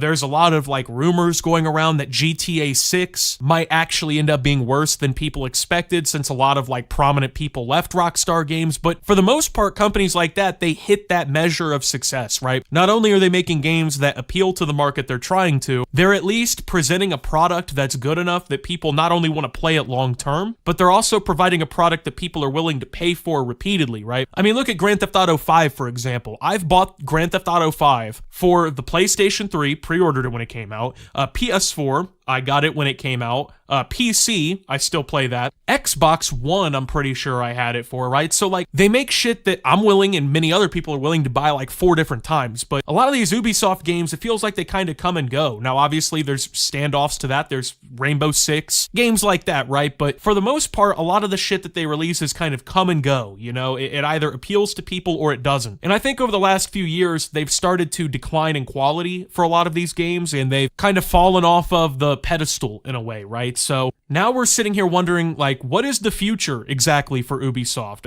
Well, it looks like they're gonna go private. It looks like they're probably going to be bought out by Tencent entirely. A lot of people are gonna be laid off and lose their jobs. This has been something that's been happening in the tech industry over the last couple years anyway, but even at Ubisoft, that's already happening. Like half, I think, of the X-Defiant team, when that game is finally shut down, they are supposed to be laid off as well. Like, this is something that's been going on for a minute. It's not really exclusive to Ubisoft, but there's gonna be some pretty rough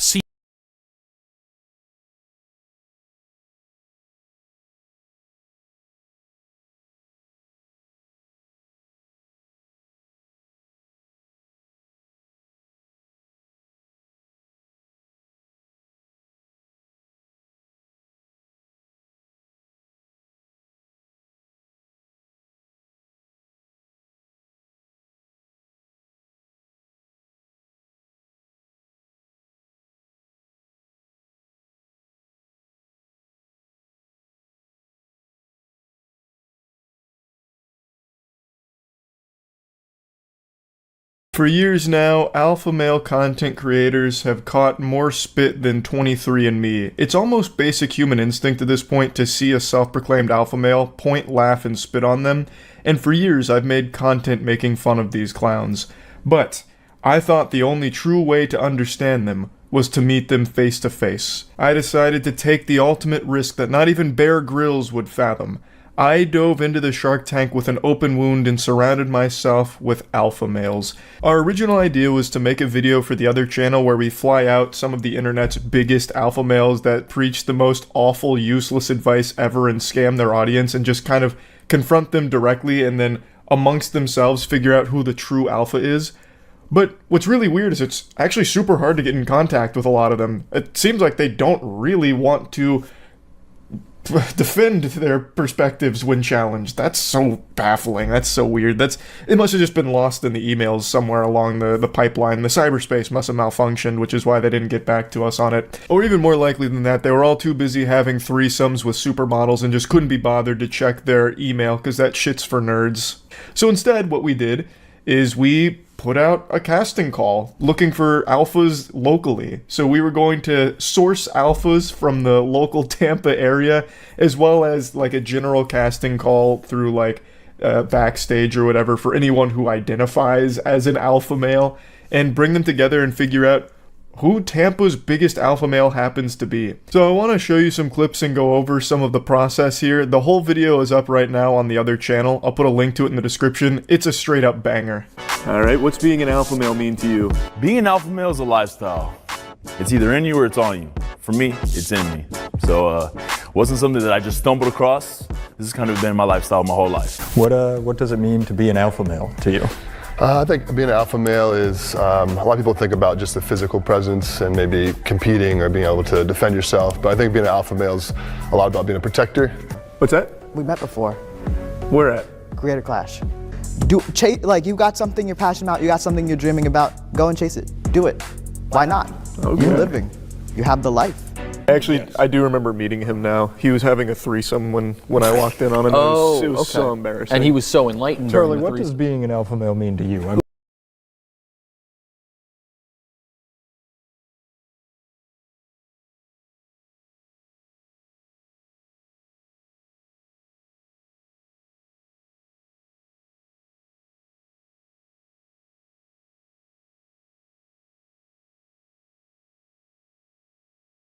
Sombra is the most hated character in Overwatch 2, and maybe in Overwatch history. Since her addition to the game, she has created a reputation for being absolutely insufferable to play against. Well, today we are going to do a deep dive into this character's history and mechanics to better understand why she is hated so much, and to see if there's any way to make her less lame. So stick around to see the real reason why everybody hates Sombra.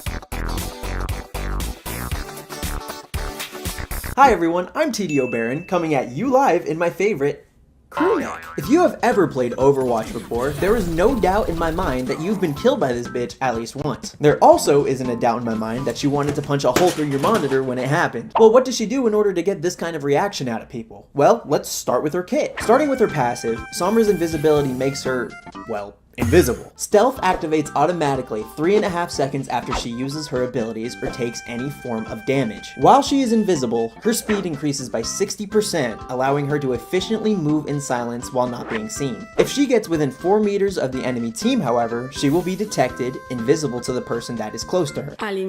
So in order for this passive to remain effective, Sombra needs to keep a distance. Currently, this passive ability can run infinitely, meaning you can remain camouflaged for an unlimited amount of time. But today, like the day that I started recording this, I saw that the dev team was wanting to change this passive ability. I don't know how. At the moment, I don't know what they're gonna do. I think it has something to do with her duration, but at the moment, I have no idea. Hopefully, I'll know by the end of the week when this video comes out.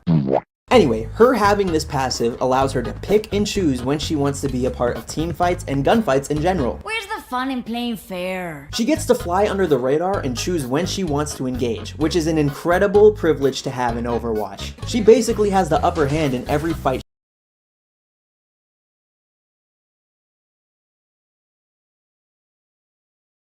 I thought it'd be a good idea to experience Concord before they inevitably pull the plug on this game. It's supposed to have like a long runway with a lot of support over a good period of time where they're going to be adding like story, cutscenes, and all kinds of different things to it.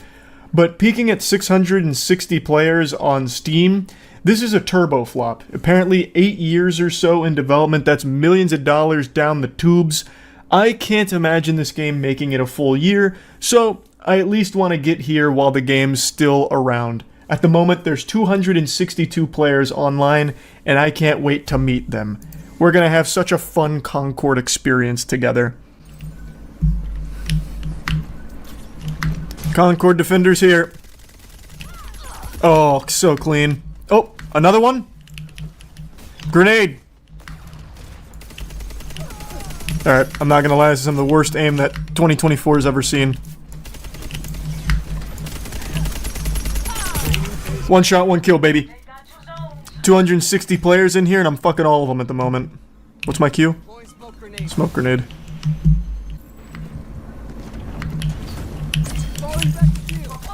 I got you covered. Don't worry, I'm on it. I said this during the playtest, but it honestly feels like one of those fake games that's just supposed to be like background in a movie that just has someone idly playing it and they're just like furiously hitting at a bunch of random buttons on a controller. God, those grenades were so good. Uh-oh, uh-oh. Ugh. I'm still cooking them in here.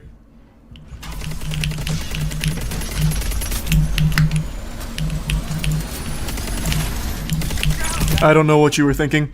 Am I playing bots? I don't think they have bots in this game, so probably not. Oh, that grenade was so clean from me. I'm going in. Pushing off that. Uh-oh. Cancelled my reload.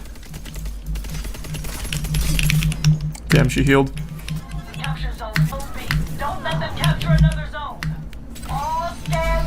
Nice! 125-7, a close one, a real nail biter. Let's go! Concord Defender does it again! With a big smile on my face. 6-0. What a game. All 4 minutes of it. I still can't believe how few people are playing this game. For a big budget, like big marketing spin game, it's shocking. 260 players on right now is abominable. I could probably go to the local adult toy store and find 260 people in the goddamn porn viewing booths. Like, this shit is crazy how little interest there is in this game. I'll play the Scott Pilgrim girl.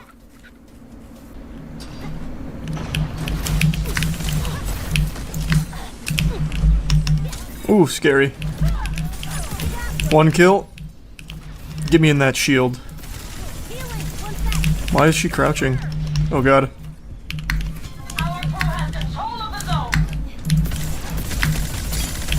Oh, still cooking on the way out. No health, no problem. Check this out. Oh, I went the wrong way. At least this character feels like she moves somewhat fast, which is nice. Because in this game, that's uncommon.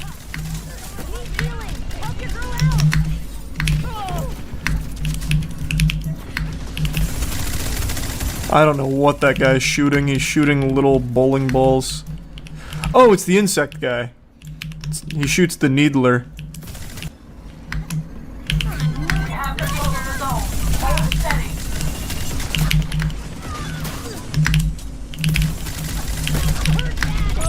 Oh!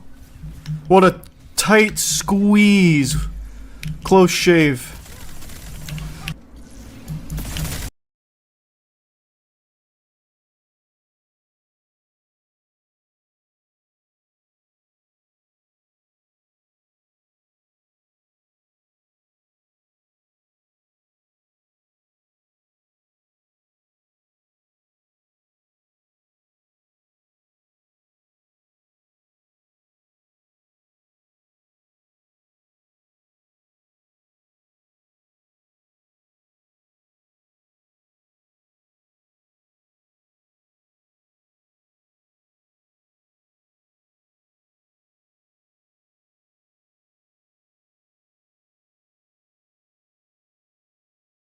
2 viewers? It says we have 2 viewers, Fiona. Excuse me. What? Let's try it. Okay, our first try on chat. Hi. It feels nice. Ooh. You want to try it on? Can you find something to try on? Yes, now? yes. Size 0. Oh, I'm like a size 4. maybe I can ask. Do I really want to wear a yellow dress? Emily, I was just about to get that dress. Wait, no, but like, it looks weird. No, that's not what it looks weird on my skin tone. But I think it'll look great on you. No, I just... Cowboys make better lovers? What? I don't know about that. Okay, are you guys visiting? Yes. Yes. Oh, I'm from China. I'm from Canada. Okay. Yes, so we're just here shopping around and like a photo shoot later. So we're gonna get new clothes. Yeah, Hi, thank you so much. Hope you are well. Hope you and Fanvan have a great stream. We should say that we're like Chinese twins. Yeah. Okay, perfect. Okay, so we don't kick us out, right? China, Nebraska. It's just a size small, but also I don't want to. No, I feel like it's $300. Wait, really? I just saw that it's $300. Wait, how much are these clothes? 178. I'd rather just sew it myself. But if it looks good, we should get it. But no, yeah, don't get it. I'll try it anyway. I'll try just to be fun. What? 300. Try it on over there and take some pictures. Okay. We just do it here and then take Wait, Fiona, a whole photo shoot. I'm pretending like this is like our home. We pose next to the wardrobe, and then it's the plant. Yeah, where's that Fiona's place? Oh, and then we should like pose in the mirror and then return it and then just like take it off. At the studio. That would be devious. Do you want to go try your yellow dress on first, and I'll keep looking? Being naked is the #1 most sustainable option, or #2. Oh wow! So there's this sustainable as well. As sustainable as being naked. Okay, don't you remember when I was wearing the green dress and you were like, green looks so good on our skin tone? Have you seen Clueless? Oh my god, yes! Okay, so it's like Cher's closet in Clueless. Who's Cher? In Clueless. Have you seen Clueless? The movie. Who is Clueless? It's a movie. Okay, that's so... Oh my god, beautiful. And then what you can also do is there's this touch screen right here. And you can play with it. If you see anything that's calling your name, you just press the picture and you can order your size. Oh my god! To the dressing room? Yeah. If you do that, just make sure the drawers are flat so they can add it. Closed. Yeah. Okay. So, That is so cool. if you're looking for party dresses, I'm guessing you guys are going like Hollywood inspired. Oh my god! Sometimes it crashes. We are. Oh my god! What is this place? This is like this is like a magic shop. We're literally in Princess Diaries. Wait, what were we talking about? Okay, here, let me show you the Clueless. Okay. Is it this. good? Do you know how Iggy wore this outfit? Yes. It's from this movie. So she has this closet in the movie? Yes. Where it just like comes out of nowhere? Yes. Wow. She picks it on a screen and then it all comes to her. Okay. Like it just all the whole outfit comes to her. Okay, I love Isn't that cool? Wait, can we look inside this? Yes, it's our clothes. But how? They do it from the opposite side, I think. Oh, that's smart. I thought there was gonna be like a movie bar or something, but they just come in from the other side. Yeah. Oh, I'll just sit in the corner. Wait, is that too sus? No, I don't. As long as you don't turn the camera around. Yeah. I'll just like make sure the camera doesn't move, because I'm sure it will not like. Well, as long as you don't flip it. Yeah, it's not gonna. It'll only flip if you flip it. She's like, oops, I don't know what happened. No, I would never do that. Okay, which one should I try on first? Gray one or yellow one? I like do yellow first. Okay. Can I flip it? Yeah. What's wrong, Fiona? I just can't wait until my child pops out. Is this the right size? I think so. It's kind of loose. Maybe I think it might be a little. My shoes are really dirty now that I'm comparing it to. Oh, it's okay. The dress. Wrong color. Yes, the yellow. It doesn't work on our skin. Okay, do not be racist. The camera. Would you get banned? I think so. Yeah, I think I would. Because Prezzo got banned for showing his dick, right? Okay, well, I'm not showing my clam. No, I just mean because I'm not technically like naked. That's true. Would you be banned still? I wonder. Sorry, would we be banned? I don't think so. And if it's like an accident, like imagine they're like, oh, you're banned because you're in the wrong category. Like, but if we were in, oh, this looks good. Wait, this looks sexy. Okay, what do you think? Oh my god, sexy. I like it. I like it. Boobs are so out. Oh my god, I love it. I don't even know how this is supposed to rest. Maybe inside, like yeah, like that. Like just cap. Okay, I like it. Oh, Yeah, like yeah. that. Ooh, Oh my god, okay, okay. cute. Okay, ready? Okay, cute, Fiona. Gosh, let's take pictures in this room. Wait, like in the corner here. Yes. Oh my god, okay, that's really good. Okay, get the camera out,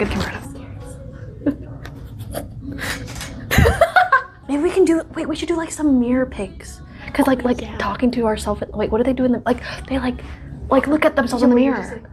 Yes, we can try that.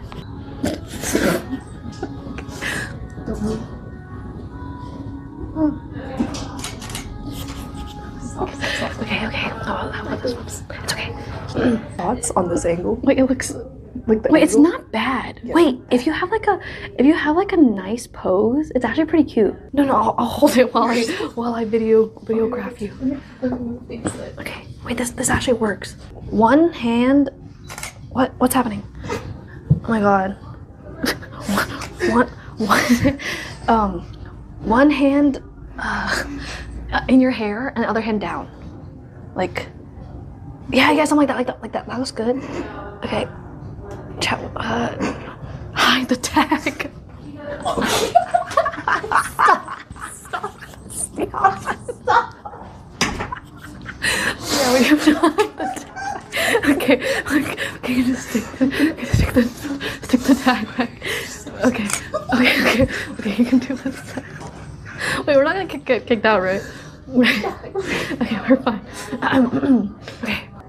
Yep. Oh my god, your ass looks great. Okay. Is it good? I'm hiding the tag well, right? Yeah. Okay. You're doing great. Okay. I like when you look at yourself in the mirror. Okay, so look at yourself in the mirror and like, oh my god, slay. Oh my gosh, she's so fine. I know she is a model. She knows the poses. I think it looks pretty good. Okay, but maybe we can do a different pose. Like, what do you think about the angle? Oh, I like the angle. Okay. Wait, Emily, you're killing it. Really? You think so? Yes. Okay, into the mirror. Angle. Maybe it's like a. Oh yeah. What do you think about? Great. What do you think about the pose? I hate the pose. You don't like the pose? Yeah, that's me. That's my problem. I'll fix it. Okay, and then this is you looking at the camera. Oh, I like that. I like that more. You like this one more? Than the previous, but it's just my posing that was fucked up. You're hiding the tag really well. Yeah, right. Okay. Should we? Okay, we'll try more. We're doing great. Thank you. Thank you so much. Okay, it's fine. They didn't tell us to stop, so they're not mad. You know ones are nice, and I'm Oh my god. Oh my god. Okay, last one. Okay. But I like it though. Actual scammers? No, we're not. Okay. Oh wait, that's a good one. Nice. Okay, perfect. Are you sure? Well, let me see. Do you like them? This is us on the way to the Stream Awards, by the way. Yeah, that looks pretty. I like that. You look really pretty. Okay. Thank you, Emily. Girl. I'm gonna try this plaid one. Okay. And I'm gonna try this black one. I'll try the plaid one first. Oh my god, there's so many options. We can just browse here. Do you have any that you like? I'll try these two first. Okay, yeah. Oh my god, I feel like I'm in the kitchen with this dress. What? No, I like it. You don't think I look like I'm... No, you look preppy. Like I'm about to go cook a sandwich. No, you do look like a trad wife in a good way. Oh my god, you do look like a trad wife. Like I'm about to go cook. Ooh. Yeah, cook up a storm. It makes me look so wide. You think so? I hate it. You do? Wait, can you see it? Can you show I like the line of the skirt, like this part? The skirt, yeah, the A line of the skirt is actually really cute. Too big? Yeah, they said it's cute. You are the only one that said everyone else is saying it's cute, so cute. She looks over, too big. Okay, I'll try the black one. Okay, I have a good feeling about this one. Really? Yeah. Oh my god, it looks nice. Oh, wait. Emily! Fiona.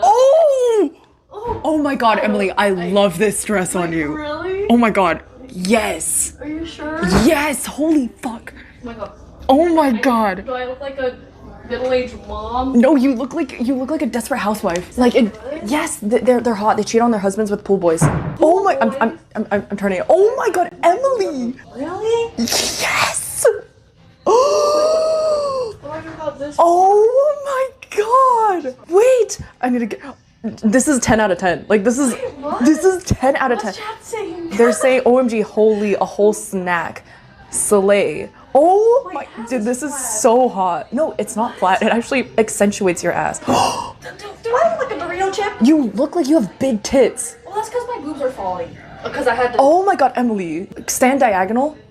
Okay, don't move. Guys, look at her. Wait, are you sure? Oh my god, it's so flatter. Dude, I'm shook. I'm shook. Oh my god, you look like a straight up woman, you know? Really? Not a girl? Yes, holy shit. No cap, she looks curvy and beautiful. Now this is elegant. The hips, it's so good, it's perfect. Hourglass, Wait, baby. really? Booba, perfect. Tummy looks delicious. Wow. Oh, thank you. Are you sure I don't look wide? You don't look wide. You look so slim and oh my god, Emily! You look like a rich mom. Emily! I'm flipping out. I feel like it ages me 50 years, no? No, it ages you like 5 years. In a good way. Yes, like in a good way. Someone just said, do not wear this around Nick. Like you. Is it because of this part? It's good. I don't know. Like this line is good. First of all, it makes your boobs look good because of the tightness. Okay. And this part like cinches your waist. And look at your hips. You have like it gives you like really accentuated hips while at the same time maintaining the straightness and makes it look flowy and makes you look super tall. Really, Fiona? Yes. Okay. Yes. I'll get this one. I would not lie. Like compared to that dress, Yeah, this dress this is like one is absolute so- dog shit compared to this one. Okay. It's good. She's right. Yes. You need some pictures in this one. You'll see. I'm kicking all your clothes over. Some picture time. Okay, dude, this is crazy. Like cocktail, you know how sometimes they say cocktail dress? Okay. This is the perfect cocktail dress. Oh my god, Emily! You, please get it. Okay, I'll get it. I'll literally get it for you if you don't get it I because will get it. it's so perfect. Wait. This? Oh, yes. Look at yourself like you want to fuck yourself. Do it. Okay, no. Should we do flash or? Oh. Yes. Girl! Hold on, hold it. Wait, I can't. Emily. No, again. Emily? Look what you made me do. It's silly with chat Go. watching. I know how you feel, but just Okay. you have to be serious. Oh my god. I look goofy with my socks. No, I'm gonna cut it off. I was thinking the same thing. That was my angle, my fault. Don't worry. It was the girl thing happening. My eyes look weird. No, they don't. I actually don't. I'm not gonna get your full body. I just wanted to try this. Oh my god, you look like a model. No, oh, that's a good one. Wait, no, show chat that one. I like that one. Wow, Fiona, you did so Oh well. my god. It's like, I can't. wait, really? Yes. Oh my Okay, God. try it again, but then like put your hand down. Wait, hold it. More. Oh my god, so Look, you look so You're so talented. You look so sensual. Oh my god, look at her. And then just like oh my god. Oh my god.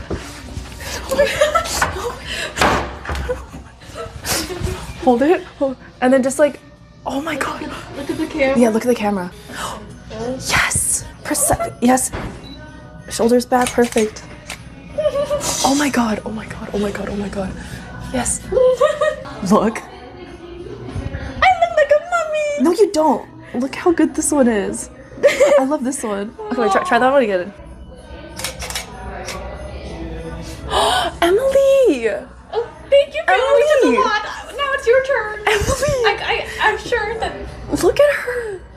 She's literally a model! No, Oh my Fiona, God. you're the model. Wait, let me see. Model, careful. Actually, this one is my favorite. Dun, dun, dun, dun, dun. I mean, but I'm still confused. What? Just, Are you shy? it's too nice. Like too fancy. It's so good though. Yeah, that's not really like your style of fancy normally, but it looks so good. I would not over exaggerate this hard. I'd just be like, no, it looks nice. Like remember when you got your shitty hair done? Like, I wasn't lying. Yeah. I was just like, no, it looks fine. I'll get your laptop. Did you order the dress? I did, it's here actually. Okay. Oh, perfect. Let's see it. Ta-da! Very flattering. Let's Here see it is. Fiona, try this. Ooh. Nice navy blue. Not gonna lie, that dress is so flattering to your figure. It makes you look curvy and incredible. It's so good, like a boss bitch. Exactly.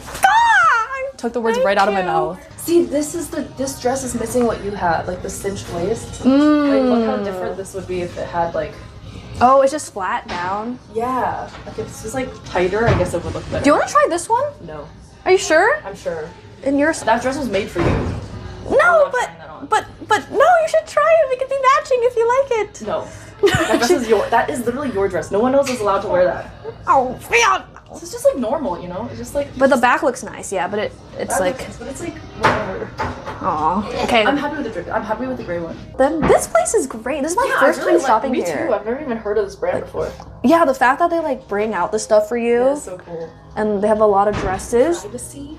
Yes. And it's so big. Yeah. This is not a hashtag ad for Reformation. We just like it here. Yeah, we're getting something, so at least it's not like we're just doing our photo shoot. Chat, what do you think? It looks snatched. It's a little. The waist is not as snatched as I'd like it to be, but the butt part is so snatched that I can't. You can't walk? OMG, I like it. Damn, that's nice. I think it's like. It's very nice shape. Like the shape is beautiful, but Fiona is dying. Oh my god, no, it's so tight. Yeah. If anything's grandma dress, it's this one. This is like full, like everything is covered. It looks like a, yeah. Wait, can you put your hair back? This is perfect for a funeral. Yeah, this one it's a little too modest. Yeah, it's very, very grandma. So, like at school. Emily was my best friend ever. And we're all gonna miss her super dearly. Slay. I know she left all of her net worth to me in her will, but that doesn't mean I'm not gonna care for her family. I am. Oh my god! I'm just gonna miss her so much. You're so At least I can remember her with her credit card. Thank you. Swipe. Okay, ready? I'm gonna switch. So good, Fiona. I do like when you turn around, even better. No, everything's good. I love it. Thoughts? This one's Perfect. the best one so far. So flattering. Dang. This one is the best one so far. You dropped something. Want to pick it up? Dresses have been found. As a recap, chat, this is the dresses we got. These are the dresses we got. Fiona got a beautiful I got this gray one. Yeah. I got this, it's kind of hard to see what it is, but it's like this. Oh, thank you. Black silk ta-da dress. Oh god. Ooh, thank you, Fiona. And it's very cinching. It is very cinching. Guys, this counts as a business expense, right? Since we... Oh.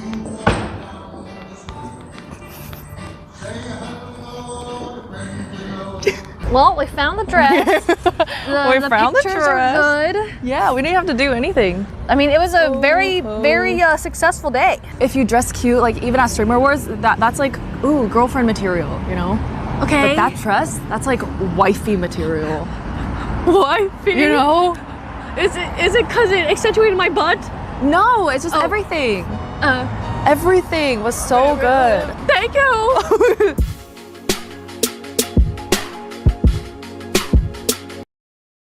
All right, now it's time to show you guys my Twitch recap. 2024, according to Twitch chat. Whether you watched, chatted, or lurked, wouldn't have been the same without you. Let's recap, shall we? We shall recap. Okay, which one do you want to see first? Okay, we'll do an order. Best times of the year. Hours watched, 2,095. That is not bad. 2,095 divided by 24. 87 days. Not horrible. I watched 87 days and that's without streaming. Wait, and that's what? How many months? Like around 2.8 months of just watching? No way! Distinct days visited, 363. What do you mean? Where's the other 2 days? That's the max? Wait, why? Numbers seem good. I mean, blew my mind. Give me more recap, please. Okay, very nice. Top categories. Just chatting, top 10%, Mario. Grand Theft Auto 5, when GTA came out. Elden Ring. And World of Warcraft. Ew. World of Warcraft, are you kidding me? I don't even like WoW. I don't watch WoW. I promise you. My favorite streamers of the year. Ms. Kif! Wow! Favorite streamers of the year, Ms. Amazing. 357 hours watched, 587 chat sent. And then we have Nick is second. So we have Nick with 103, Canoe and Wake. I didn't know that I watched Wake that much, but I guess Canoe is from when it was the gym meta, and I watched him for 90 hours. I don't know why it's 4 and not 5, but these are my top 4. So this is what they gave me. But yeah, I think Miz was also my top last year. So it's the same thing both years. Kind of crazy. I don't know what I would get for this year. Or next year. I think next year it'll be like maybe Nick is the highest or something. 9,154 chats sent. Ah, yes. I'm chatting away. Your top emotes of the year. XM Love, 349 times. XM Chonk. Oh my god, XM Chonk made it on second. XM Cry. I think that's when I was like in offline chat and I'm like, thank you. XM Yes and NMP Dance. I can't believe NMP Dance is 5th. 237 gifts. Hype Trains contributed 3. That's it. Mod of the year. Chat set as a mod 139. And I modded 1. Chatty Just Chatting Champion of the Year. Yay! Very good. The 2.1k. That's about right. That's what I was thinking. I wish I'd chat more though. I want to hit 10k chats next year. All right, let's see the streamer one for extra Emily chat. Oh, this is all you guys. Best times of the year. Hours streamed 1,165. 204 total streams. 204 out of 365. I streamed 55%. That doesn't sound very high. I streamed 55% of the day. Hours streamed, or of the year, sorry. Divided by, and I streamed for 48 days. That's not a lot. Oh, distinct days streamed, 203. Hours watched, 9.7. Wow, that's kind of crazy. We almost hit 10 million hours watched this year. That is a lot of hours. 10 min next year. Top categories, just chatting. Grand Theft Auto 5 was my second best category. Elden Ring, special events, and AFK Journey. My hashtag ad. Love it. L-E-N, number 2. I mean, that makes sense, because I don't really do anything other than just chatting, so. Top stream of the year. 38.8k viewers. Road trip or something? I don't know. Nice. It must have been like the road trip. Top tags of the year. English, swag, and devious. Yes. Nowadays, I only have English. Should I add? I don't really know what the tags do, but swag and devious. 16 million chats sent in chat. That's you guys. Chatting. 16 million. That's if we divide that up, how many a day is that? Or okay, wait. If we streamed 203 days, 82k a stream day? That does not make sense. This has to be like offline or something, because 82,000 in a single day is crazy, right? I don't think that makes sense, but pretty cool. Top channel emotes. XM Love. Cute. Next is XM Clap. Clap, my favorite emote. And then XM IOI. Wow, you guys use this one a lot. Thank you. A lot of people use XM IOI. I feel the support and the love. Thank you guys. XM Megalol and XM Sturdy. Holy, that's pretty good. I didn't think the last 3 would be on there, but that's a good sign. Your biggest fans of the year. Oh my god, are you guys here? Hartaroni, Kennerix, Dylan Roar, Flip Flops Life, Bal, Sands, Narhu, Raccoon, and Hueso. Aw. Shout out! Cute! I wonder how they pick. Collaboration of the year? 13? Tectone? Fandy and Emmy. Yeah. Raids received 418. Who raided me? No way! Zach with 13 raids. So nice of Zach. Thank you, Asmin. Canute with 13 raids. And Miz with 10 raids. I'm surprised Asmin has the most. Rage sent 201. Damn, I could be getting a lot of raids, huh? Sent 201. Miz 39 raids. Emmy 19. Seer 17. Cute. Jesus. 39 raids to Miz. Raid me. Raid me. Yeah, this makes sense. Love it. Clips of the year. Clips made of you. 17K clips. Holy. 4K clippers. Top viewed featured clip of the year.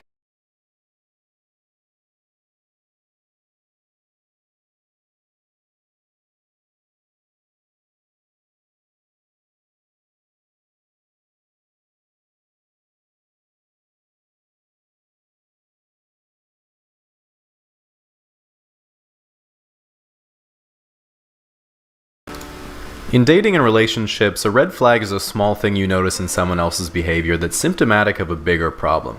The trouble is that oftentimes a red flag can be hard to pick up on because red flags aren't only what someone does, they can also be what they don't do. And some red flags are certainly worse than others, so I want to start with the more mild ones and move up from there.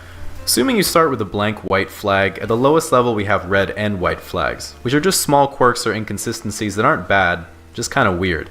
Things like they don't lick the yogurt off the lid, they use Internet Explorer, they hold the door open for you as soon as they see you park your car, or they're apologetic even if something is your fault. Basically, if it can be explained with, "Oh, Canadian," then it's probably in this category. So let's get started on the serious stuff. Low-tier red flags. A low-tier red flag is something that's probably bad, but not necessarily a complete deal breaker. They don't laugh at your jokes. I thought this was just normal, but they say if a girl doesn't laugh at your jokes, she probably isn't very compatible with you. If a girl is really into you though, she'll likely laugh at all your jokes, even if they're not very good. They have a secretive past. This depends a lot on how communicative the person is. They might just be anxious about sharing personal details, but if they have no problem talking about anything and everything except their past, there's either something they don't want you to know, which is pretty bad, or they're a Russian spy, which is pretty hot. Putting you on a pedestal, that is to say they think you're way out of their league. This one's obviously more common for guys to do to girls, but it can go the other way around too. Imagine I was in bed with a girl. Just gonna let that sink in. Imagine I was in bed with a girl and she whispered, "Oh my god," casually explained, "Tell me again about how many subscribers you have." Of course that would be a huge turn on and I have dreams about that, but it's probably going to be a pretty one-sided relationship. Think of how celebrities almost always date each other even though they could be with any fan they wanted. They have the same last name as you. That's a bad sign. In most places. Alright, mid-tier red flags. These are a bit more serious and are usually harder to overcome or talk about. Tread very carefully if you notice any of these. They're a stripper. On paper it might sound well and good, but when it inevitably doesn't work out, you'll realize that from now on you can only pay for things by card. Worth it. They don't have any independence. That is to say, if they have no interests or hobbies or ambitions in their life, it's likely they'll try to involve themselves in every moment of yours, which will eventually weigh you down and get in the way of your goals. Kind of like Reddit. They trash talk their ex a lot early in the relationship. This is usually an indicator they're still emotionally invested in their previous partner, and it can be very difficult to build a new relationship from the rubble of an old one. Got that from Tumblr. Using ultimatums. These are saying things like, "You have to do X," or "I'm going to do Y." You have to watch out though, because that's like me saying, "If you don't subscribe, I'm not going to be your friend," which I would never say. Only think. Alright, next is high tier red flags. These are the ones that are complete deal breakers and are pretty much always non-negotiable. They're married, unless you're into that.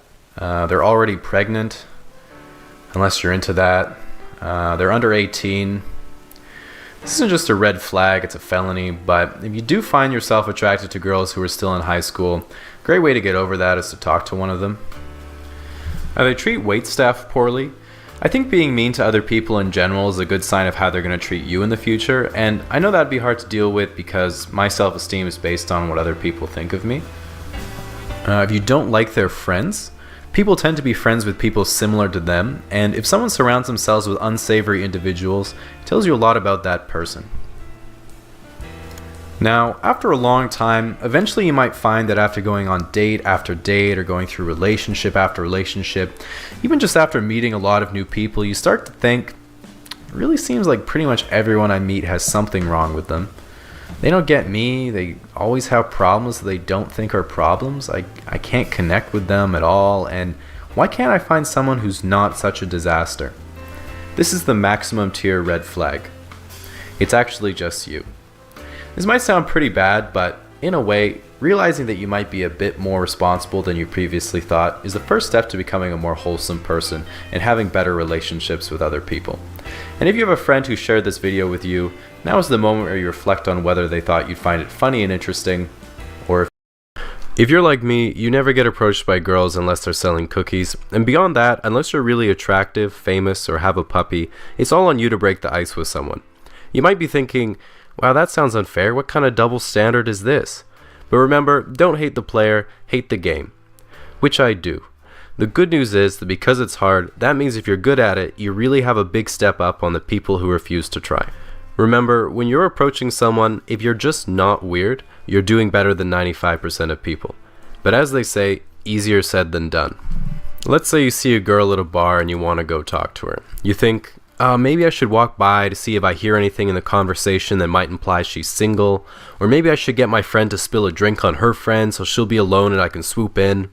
Ask yourself, what would a not weird person do? Probably go up to her and say, hey, I thought you were really cute, I wanted to come talk to you, what's your name? You probably won't catch a response the first time because you forgot to breathe and might be having an aneurysm. This is normal, just sit tight and wait for the alcohol to give you a personality. So what if you're at school or work and there's someone you have a big crush on, but you're worried about messing it up because you're still going to see them nearly every day? You might be thinking, I'll just play it cool, hope we get put in the same group at some point and I can scope it out. Or maybe I should just walk up to her and say she looks exactly like my really hot sister. Ask yourself, what would a not weird person do? That's right. Keep up the good work. Now, it's not a bad idea to have a few go-to openers if you're in the same environment all the time. I think pickup lines are pretty dumb because they're really just jokes. But if I'm in the gym, one of my go-tos is, damn, nice glutes, looking thick. Mind giving me a spot? Then when they say okay, I just say, thanks man, and take it from there. One of the keys of making a good first impression is if the other person thinks you're both similar. So saying something you think the other person will relate to is a great idea. If I'm in the bar on Slam Poetry Night for half-price beer, there's a lot of lingering anxiety and existential dread in the room that can only be expressed through metaphor and loose rhyme. So what I like to do to show I'm on the same page is sit next to someone and say, hi, I'm James, what's your name? Oh, nice to meet you, Hope. Oh man, this stool sure is flimsy. All we need now is a rope.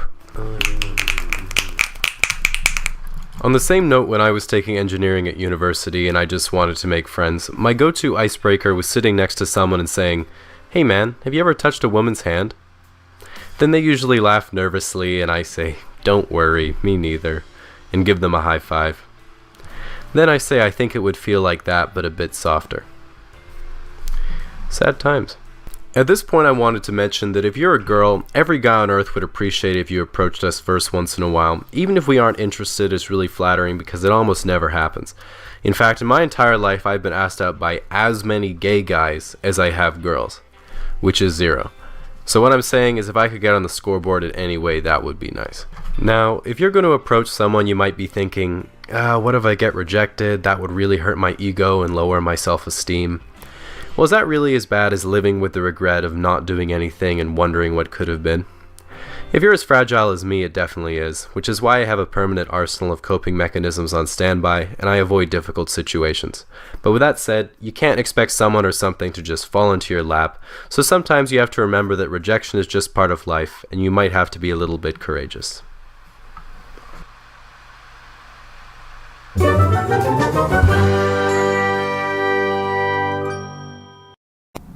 Whoa, no way. Now, I'm no expert on dating, which is why you can trust I know what I'm talking about. So whenever it comes to first dates, the obvious question is, how do I get one? And I'm no pickup artist, I say, hoping you would have thought otherwise, but there's no magic words you can use to convince someone to go on a date with you. And if there was, the closest we have is writing, "You have beautiful eyes," in the Pornhub comment section. In reality, getting a date in this day and age is pretty straightforward. Convey that you're an attractive enough person in both looks and personality, and then wait for your step-parents to go on a cruise. Now, the obvious way most people nowadays are getting first dates is dating apps like Tinder and Bumble, and in my experience, a lot of people feel like they aren't getting what they want. Guys say things like, "Oh, I never get any matches, it's a waste of time unless you're like a male model." And then their profile is a blurry photo of them in cargo shorts holding a foot-long Chinook salmon. Now, I hate to break it to you, but if you expect to match with a Victoria's Secret model, you're going to have to get up to at least a 3-foot halibut. Similarly, a lot of attractive women say things like, "There's just no good guys on here. It's like, why do I even try?" And then their bio is like, "Sophie, 25, love to meet new friends and have fun, winky face." And as a guy, when you see someone put like no effort into their bio, you just think, yeah, still pretty hot. So now that we flash forward in time and you've got a date, we can start getting to the real issues. Now, there are a lot of questions I found on Reddit from people who've never gone on a date before, and so I wanted to get those out of the way really quickly before we move on.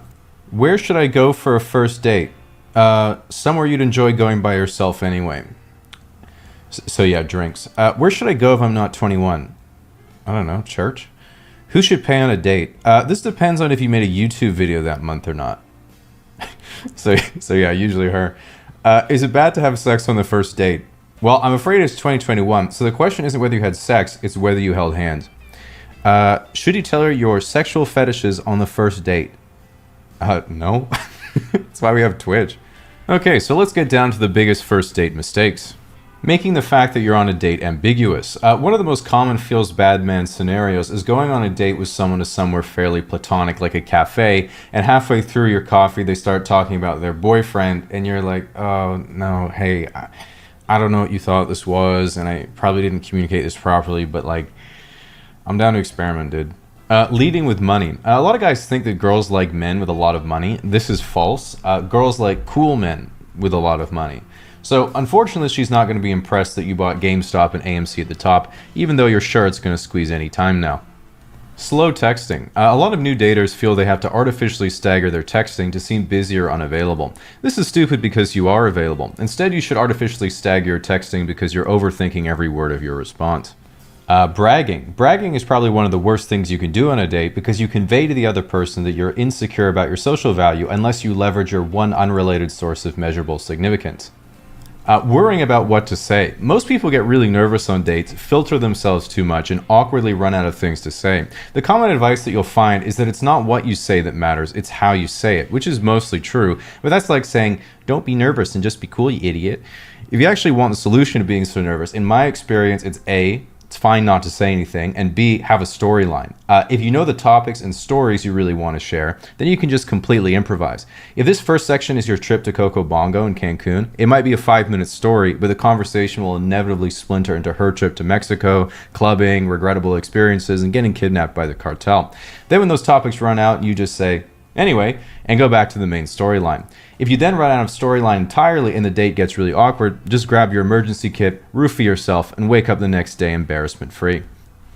Doing something that doesn't match your personality. If you're chatty and personable, go for drinks. If you're more subdued and aren't good at talking, do an activity like hiking or pool or board games, and allow her to absorb your personality by destroying her at bullet chess. Play to your strengths and your lifestyle. If you're an attractive guy, use Tinder. If you're really charismatic, get yourself into more social circles. If you're neither, like honestly, cheers. Oh God.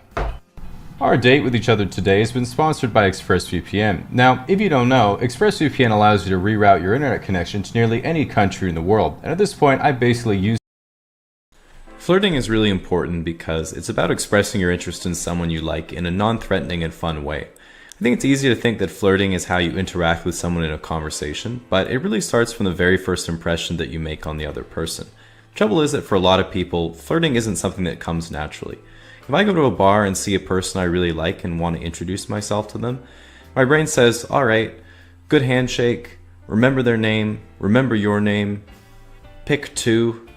Then when things go south and I get up from the bar stool to leave and hit my erection on the countertop, I get a little bit demotivated, but really it's important to keep in mind that no one can be a smooth operator from the get-go, and it definitely takes some practice. So assuming you do manage to get through your introduction, it's a good idea to establish some kind of physical rapport, and a good way to do this is to touch the other person on the elbow when you say something they find clever or funny. In other words, you don't need to worry about it. Now, it's pretty easy to think, I really like this girl, but I don't know what I should do. And a really good idea is to practice your empathy by imagining you're the girl and thinking about what you'd like a guy to say to you. Even when you're talking about something like sex, one thing I've heard a lot from girls is, yeah, this guy was great, but he just finished and then fell asleep and didn't even think about how I felt.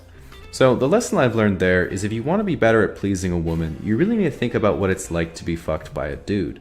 What's good about this is that because it's a thought experiment, you can do it whenever you have a free moment, whether you're on the bus, or at the gym, or just bent over the kitchen counter. So a big part of flirting is teasing, and this is essentially making small playful jabs at the other person that get a positive reaction and elevate the mood. Imagine a girl said to me, "So your last video had a good amount of views? Still staying up all night refreshing the page?" That would not be very good teasing because I'd be really worried about how she found out. But if she said, "Damn, have you been working out? You're really starting to fill up that extra small shirt," that would be good teasing because it's been my goal for a while. Now, the way that guys and girls express their interest is very different, and generally the way that most girls will flirt with a guy is by laughing a lot and touching him on the arm. But this is also how a lot of girls act platonically friendly, and there's not really any way to know which it is until she tells you 3 years later when she already has a boyfriend. On the flip side, guys tend to flirt with a lot less nuance, and generally prefer to set up a situation where they either get a definite yes or no. There's a few ways you can do this. You can explicitly ask them on a date, go for a kiss, straight up ask them how they feel about you, or just send a dick pic. Different guys have different styles, so do what feels right for you. I like to send them at breakfast. That way they have the whole day to respond. Usually go for natural window lighting, and use the macro setting obviously. All in all, I think everyone should put in an effort to improve their ability to communicate honestly with someone they're interested in. If anything, it's worth making the effort, so if you do meet that perfect person for you, you don't miss a golden opportunity because of a lack of confidence. Just remember, I like to always think, even if I screw up and a date goes poorly, I can always go home that night and practice my empathy.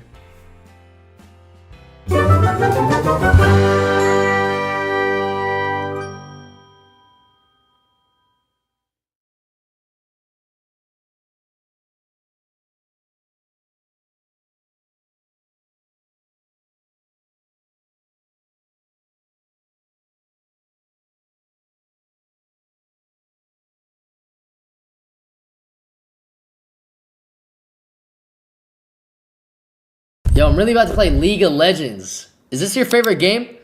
Yeah, I love this game. I got on. I was playing without you. I was playing with my duo. I got on. He was taking forever, and then I pulled up your stream, and then you were like, I don't know what to do. And then you were like, maybe League, and then that's when I typed in chat. So you're playing this off stream? Yes. Oh, you're bronze? Oh. You were some butt. Chill. Do you want a 1v1? No, I want to play solo duo. That's all I want to play. Oh my god. Okay, fine. Invite me. No, wait. You're not even, I'm sorry. Are you even ranked? You're not ranked, right? I'm not. I don't think I'm ranked. Perfect. And you play mid? Not. I mean, we gotta play. We gotta play bot lane. Okay, so you're gonna play support? Okay. I mean, you want me to play support? Let's play support. I'll play support. Yes, I'm not playing your support. I'll be support. I'll be support. Okay. I'll be support. I'll be support. All right. What did you do today?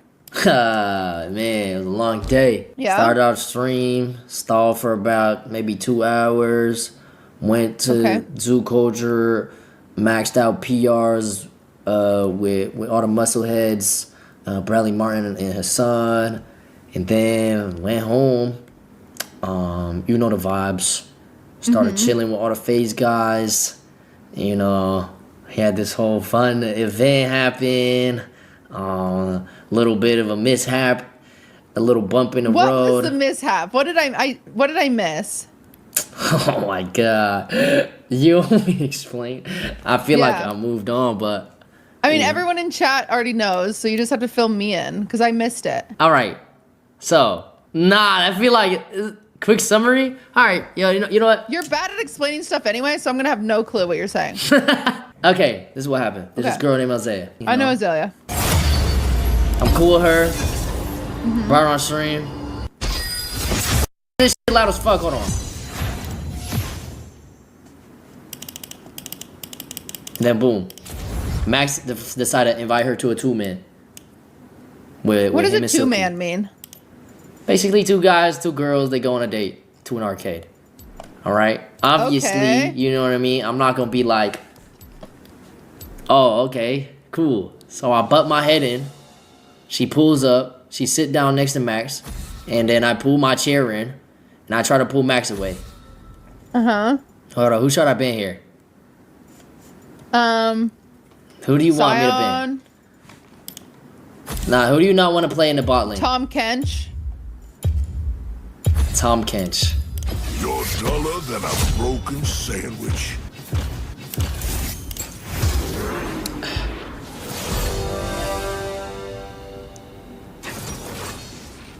I forget, where was I at?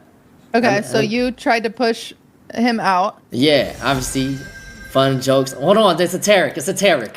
Who do I play against Tarek?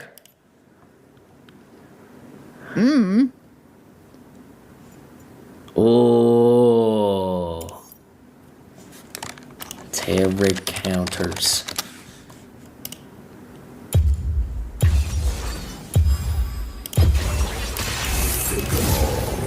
I'm about to buy a skin. Why? Cause I can't be looking like a bot. I got no money. I have no money. Whatever. He's broke. Hold up. Pike Ruins.